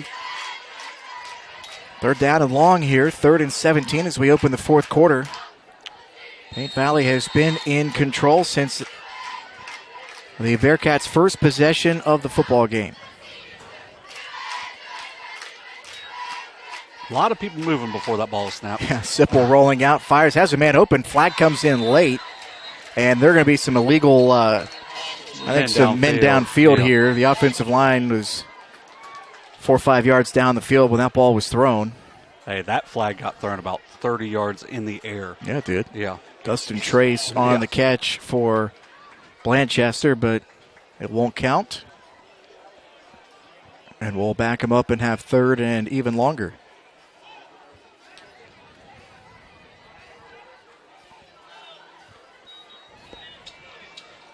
It'll be 3rd down and 22. Yeah, Ball spotted at the 42-yard line. They have to get to the other 35. Yeah, and kind of what you were talking about with some of the little mistakes Paint Valley's made, that's only good. Yeah. I mean, really, you don't want to make mistakes, but you're up 29-0 at the half. Well, we made some mistakes in the second half. We got to keep our focus. Coach Dye can really harp on that. And you went from playing a nearly perfect first half to not a perfect third quarter, and you still held them scoreless. Yeah, they won't say it publicly, but I bet the coach is happy to have some things that are teachable. Yes. In a right now a blowout win, a pass complete there to Frump. Get him a little bit closer here in 4th down. But the reason that Coach Dye has been talking a lot about the, trying to clean up mistakes, everybody wants to do that, but it goes back to the playoff game last year against Mechanicsburg where they were beaten pretty soundly by a perennial powerhouse team in the state of Ohio. And he said, we learned a lot from that game, and a lot of that is if we want to play at that level and go to that next level, then we have to play a lot more sound, fundamental, mistake-free football, and that kind of set a target for them going into this season. Now we're going to have a punt here. Sipple does everything else for Blanchester. He punts this one away, and it'll go out of bounds about the 26. We'll see where they mark it. Oh, they're going to give him a lot of extra yardage on that punt. See how far he walks the line back. Okay, he just wanted to walk the long line, I guess. So I was right. The 26-yard line was what I saw. He ran down to the 15 and walked it back. I feel like if I was an official, that'd be one mechanical thing. I'd probably just be like, I'm just going to go to the spot. Is that the equivalent to a home plate umpire in a baseball game? Having your own flair for your strike three call. That's the one time you get to shine as an official. You walk the long line back. It's like the mountain climber game in The Price is Right? When's he going to stop? That's my favorite game. The anticipation of him falling off the cliff is fantastic. It's always good when they get right to the edge, and then they end up winning. Handoff here straight ahead. Kevin Cooper will get stacked up and stopped for a loss of 1 to 2. We'll see where they do put it. Looks like they'll put it right at the 25. Yeah, but when I was a kid with the mountain climber game, I was always real anxious that if it got to the 25, is it going to just fall off? But also, if you've watched the show like I did during quarantine, you can't lose. It's very simple. You've got to be really bad to lose that game. Yeah. That's one of those like Plinko when it comes out. You're probably walking away with some kind of prize. Right. All right, 2nd down and 11 here for Paint Valley. Need to get it out to the 36-yard line. Taxi step in the shotgun. Has Grubb to his left, puts the man in motion here. Grubb will throw it right over the middle, has a man wide open, and that's Blankenship. Runs over a man at the 45, still going, down to the 30, and tackled from behind to the 25-yard line. Just a quick little pop pass over the middle to Bo Blankenship, and it goes for a big gainer for Paint Valley. Yeah, we'll give him 51 on the play. Blankenship just continues to make big plays, breaks a tackle, and rumbles down the field. And that's one of those many options they've got is you've got the 6'4", 215 going over the middle. Yeah, hard to cover that. Good timing on that play as well. Sold the run, got the linebackers to suck down into the line of scrimmage, and that opened up a big hole for Blankenship to get wide open and get him ahead of steam when he got into the secondary. Not too many defensive backs signing up to stand in front of that guy on a full head of steam. 1st down and 10 at the 25, just inside the 25-yard. Paint Valley trying to make that more than 29. Handoff Cooper, right side, has room, cuts back, flag flies in, a second flag flies in. Yeah, there's going to be a hold. You could get turned, and that's makes it pretty easy. Maybe a second official is going to want to hit the weight room. Didn't get that. Right. Probably wanted to get that flag about 5 yards farther down the field than he did. He almost got it with the bounce. Yeah, on the turf, Yeah. Sometimes you'll see a shortstop do that in baseball where Throw the bounce on purpose. Yeah, it's a tough long throw, so I used to do it on purpose. But you that give was the good because short hop. I couldn't get it there. Whenever I played third, I was just surprised that I fielded the ball. So then throwing really was an issue. Only the third penalty for Paint Valley. First one over 5 yards also. So first and long here, 1st and 20.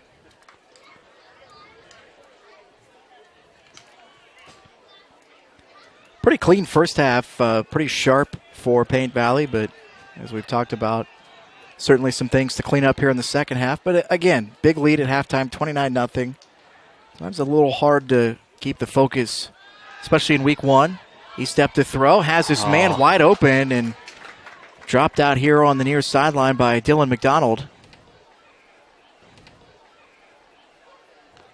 Bring up 2nd down and 20. Looked like he was just turning his head as the ball was coming in. Just got to see it in. He's trying to make the catch and get upfield. I think, though, a lot of fixable mistakes. That's really what you're looking for. Play hard. Mistakes will happen. You can fix those when you get ready for next week. Again, Paint Valley on the road at West Jeff. As they continue this non-conference, and then we mentioned they get Courthouse at home in week 3. He stepped to throw. Ooh. Wants to go deep. Metler open, just out of his reach. Almost able to hang on to the back half of the football there. Pretty good throw. Great route from Metler. Yeah, I think Coach Dye is going to want to put a star next to that one. Yeah, because we'll come back to that one. Yeah, because that was a very well-designed play. Just a touch too long on it, but yeah, that's going to be a tough play to defend. Metler had that diving touchdown catch back in the first half that was very impressive. I don't think, at least in my mind coming in, we knew the skill positions were pretty experienced and talented coming into this season for Paint Valley, but as well as the receivers have played in this game, you think of Paint Valley as a team that likes to run the ball a lot. He stepped to throw again over the middle, has a man open. It's Cooper, touchdown. 34-yard touchdown strike from Estep to Cooper, the second time they've hooked up today. And Paint Valley adds on 35-0. Yeah, great job by Estep stepping up and hitting his man as Cooper continues to show he can do a little bit of everything. Wide open right down the middle of the field.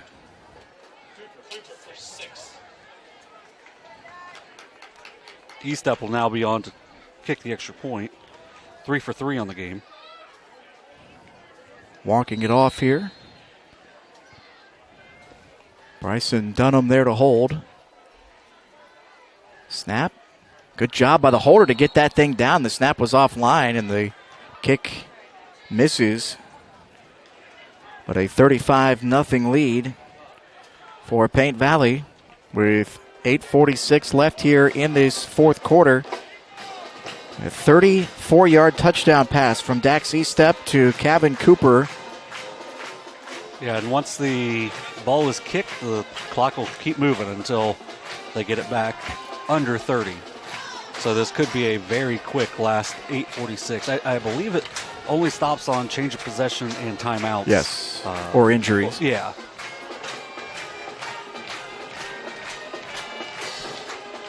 Got the clock guy right next to me. He could probably square us away on that.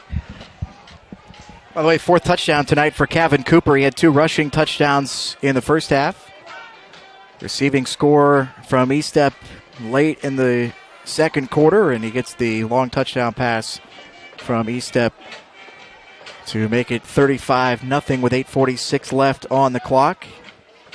And that might be it for some of those guys for Paint Valley. Time to maybe get some experience on some of these young players. Well, you never want injuries or anything like that, but there've already been some in this game, you know? Like maybe the injuries to the running backs maybe showed Coach Dye, hey, we've got we've got some extra, like, Dax can do it if you need him. I mean, it depends on how, they're going to attack teams, but that's definitely going to make some interesting film for their opponents to try to new game plan for. New kicker here. Speaking of doing everything, it's Caden Henderson. Henderson just shoots that one up the seam right off of a guy we've been talking about quite a bit tonight offensively for Blanchester, and Adam Frump, a senior halfback DB, two-way, three-way player, plays on special teams as well. He's had some nice returns tonight. Didn't get much on that one. Yeah, this Blanchester team I think is going to be pretty darn good by the end of the year. They, like we've said, they replaced 18 seniors from last year. Starting a sophomore quarterback, sophomore halfback, freshman wide receiver. What'd you say? 7, 8 kids back. Yeah. Total. Yeah, this is a team that I'll say by like week 6, week 7 is going to be pretty good. Blanchester had 7 returning starters from a year ago combined between offense and defense as Paint Valley takes a timeout here. Blanchester had 7 players return that had, or 8 players return that had won a letter. Total, not starters. Yeah, so you're not even having like special teams kids back that are and you're playing a week early, a day early in the week. You're on the road, and you're playing team. And some of these guys that are playing who got experience a year ago played in mostly empty stadiums last year with the restrictions for COVID, only allowing so many per player into stadiums on Friday nights. Yeah, and this is a very tough Paint Valley team. It's not a great opening night game for them because this Paint Valley team, well, like we've talked, had to replace a lot on the line, but they've done it really well with some really talented kids that, Paint Valley football is a big point of pride in this area, and these kids have worked their tail off because they want to continue that tradition and set a little tradition of their own as well. And Corey Dye talking preseason about one reason he's really enjoyed being here at Paint Valley is just the quality of humans that he gets to coach. Guys that work hard and aren't afraid. The ball gets loose here and a turnover. No. Did he get it back? I thought for sure. Wow. And there's flags flying from everywhere that Cyrus Beaver just jumped on that loose football, but it snuck through his arms. Beanbags flying in from every direction. The beanbags are way too close to color. We got to do something about that. Let's write the OHSAA a letter. I'll do a mean tweet. Well, last year because of COVID, wasn't it? They put the beanbag down where the ball comes down because the center would carry the ball back to the huddle. So I wonder if that's one of the reasons they switched it. But by the way, that's a heck of a fumble recovery. Yeah, it by is. Sebastian Smith. Got it with his ankles. I thought for sure that Paint Valley had gotten that recovery. Yeah. 2nd down and 10 here. Trying to throw. Sipple along the sideline, tucks it, and he's close to a first down there on the far sideline. Yeah, I don't blame the chain gang for getting out of the way on that, but that looks like they're going to give him the yardage for it. Boy, we've seen some ugly collisions over the years on the chain gang. Yeah, they get close to you. Get out of the way. Yeah, live to fight another day. There's I don't know, I mean, if you didn't play football or have ever been on a sideline, there's a little dial that they clip in the chain on one of the yard lines. So the gentleman down there, I don't know if you could see, he has the yellow vest with the black diamonds between the chains. He was on his knees there at the 50. They clip a thing there so that if you have to drop the chains and run and not get run over by a football player, they know where the chains are supposed to go. So it's not a big deal. Fake the handoff here. Sipple wants to go deep. Firing it way down the field and just out of the reach of Jacob Ham, who had a couple of steps on his defender. Bring up 2nd down and 10. Clock still running, inside 6.5 minutes left. And Paint Valley getting a lot of young kids, some valuable experience here as they're bringing guys on pretty much every play, switching in and out. We will not have a football stream for you next Friday, but we will in week 3 We're going to do week 1, week 3, week 5 here to start the season. We'll kind of regroup and figure out what we're going to do for the back half of the schedule. We'll be back on September 3rd as Waverly travels to Unioto for a 7 o'clock tilt. We'll have that one streamed for you live here on Southern Ohio Sports Authority and SosaOhio.com. Simple to throw. Rolling far side, tucks over the 50 to the 45 and backs his way near the first down marker again. Yeah, he's doing a good job getting right to that first down marker. And they do give him the first down here. I do like the digital.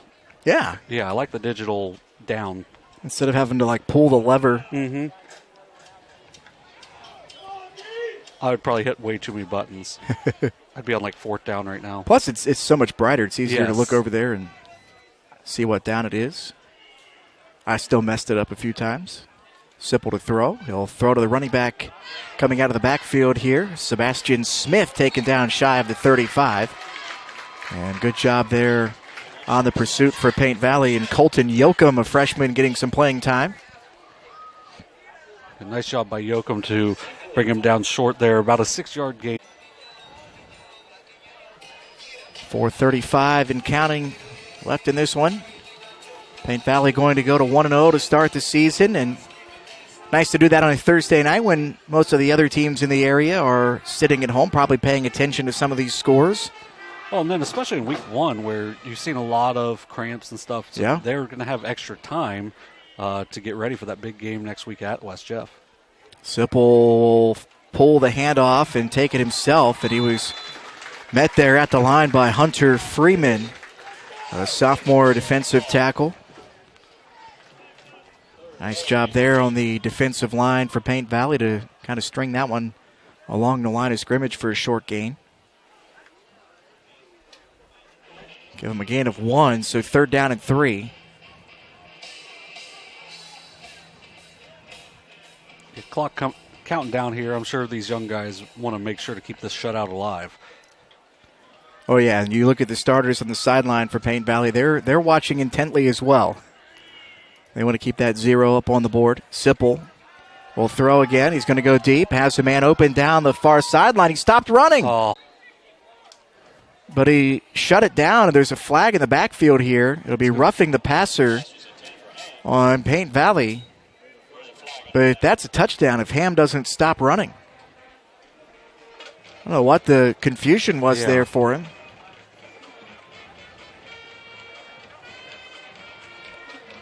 So to bring up a first down for Blanchester.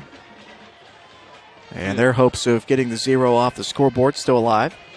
yeah, and Sipple going off after that big hit looks like he's coming out.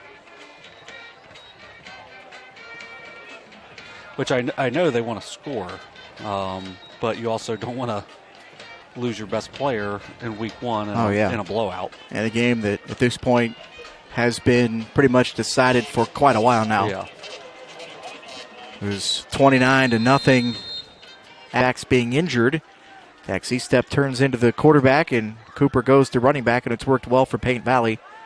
Here's a throw to the far sideline. That was Frump who threw that pass and caught for a first down and more as he gets down inside the 5-yard line.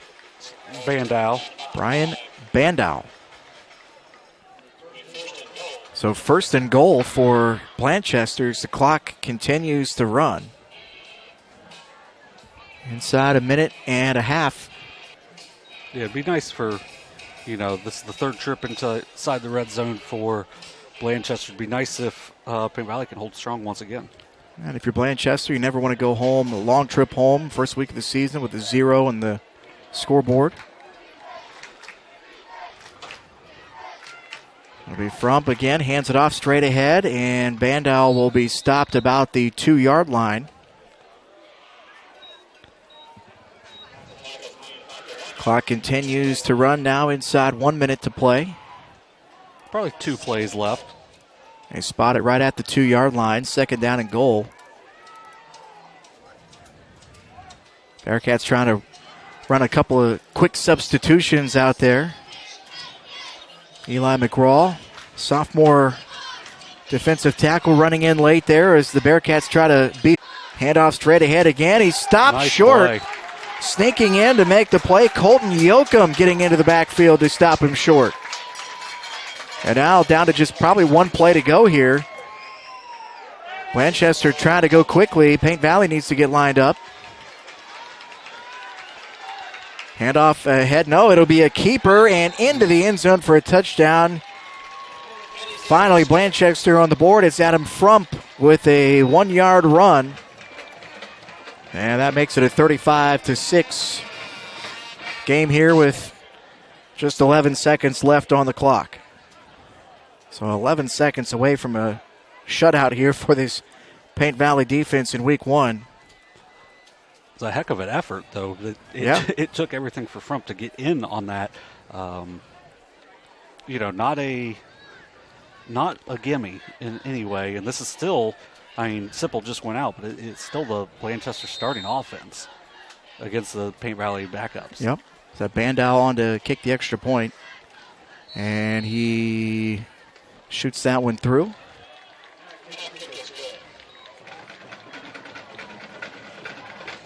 So 35-7 is your score with 11 seconds left on the clock. I'd imagine that we'll get the kickoff here and then a Paint Valley knee if the kickoff doesn't run it out. Yeah, really good week 1 win for Paint Valley here. Welcoming back with students. It get the season started.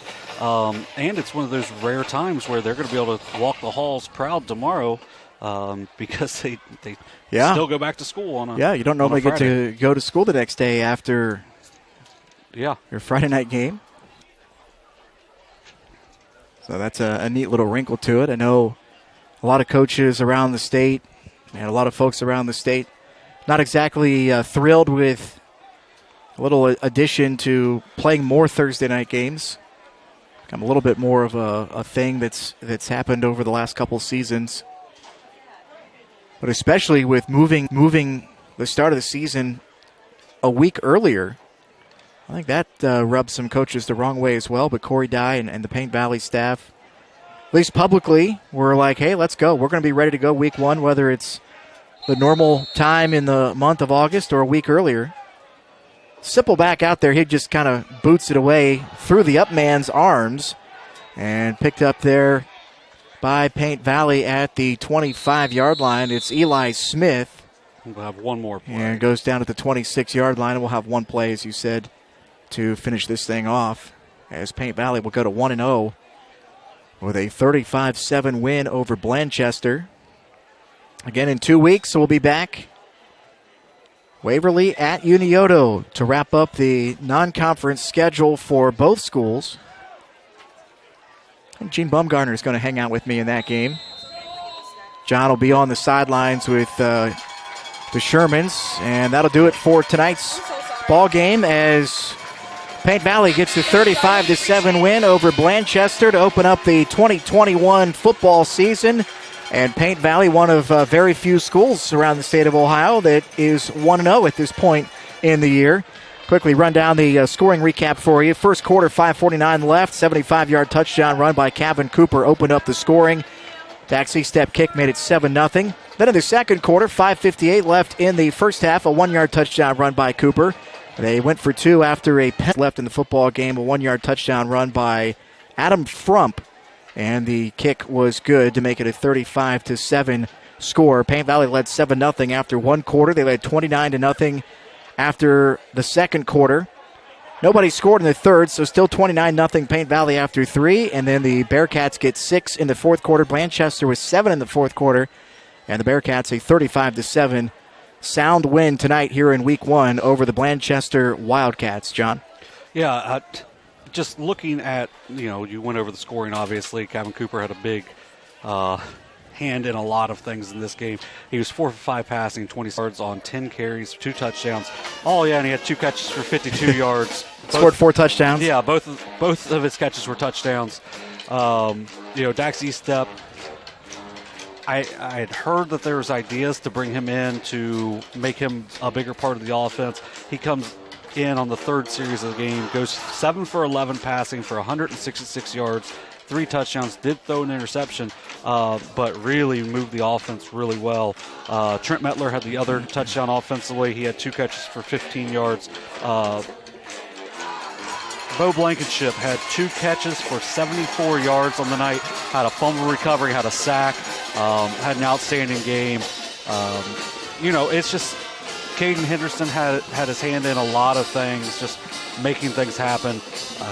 Just a really good overall win for Paint Valley, a great way to start week 1.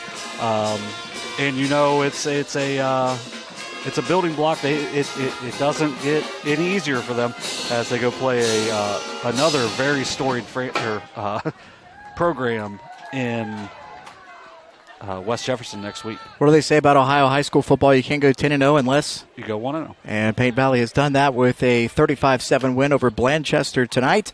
That'll be it for us here this evening. Big thank you to our sponsor of Southern Ohio Sports Authority, Hometown Chevrolet, helping us bring this game to you tonight. We'll be off next week, and we encourage you to get out to a local high school football game of your choice. In 2 weeks, hey, go out tomorrow night as well. A bunch of teams out there playing. In 2 weeks, we'll be back with another live stream from Unioto High School as the Shermans host the Waverly Tigers. We expect a fun football game in that one. So if you can't get into a game in 2 weeks, make sure to tune us in here on SosaOhio.com. For our cameraman, Tyler Hart, tonight, and for John Bruce, Jacob Wise saying so long. Tonight, the Bearcats go to 1-0 with a 35-7 win over Blanchester. Enjoy the rest of your weekend. Go out and watch some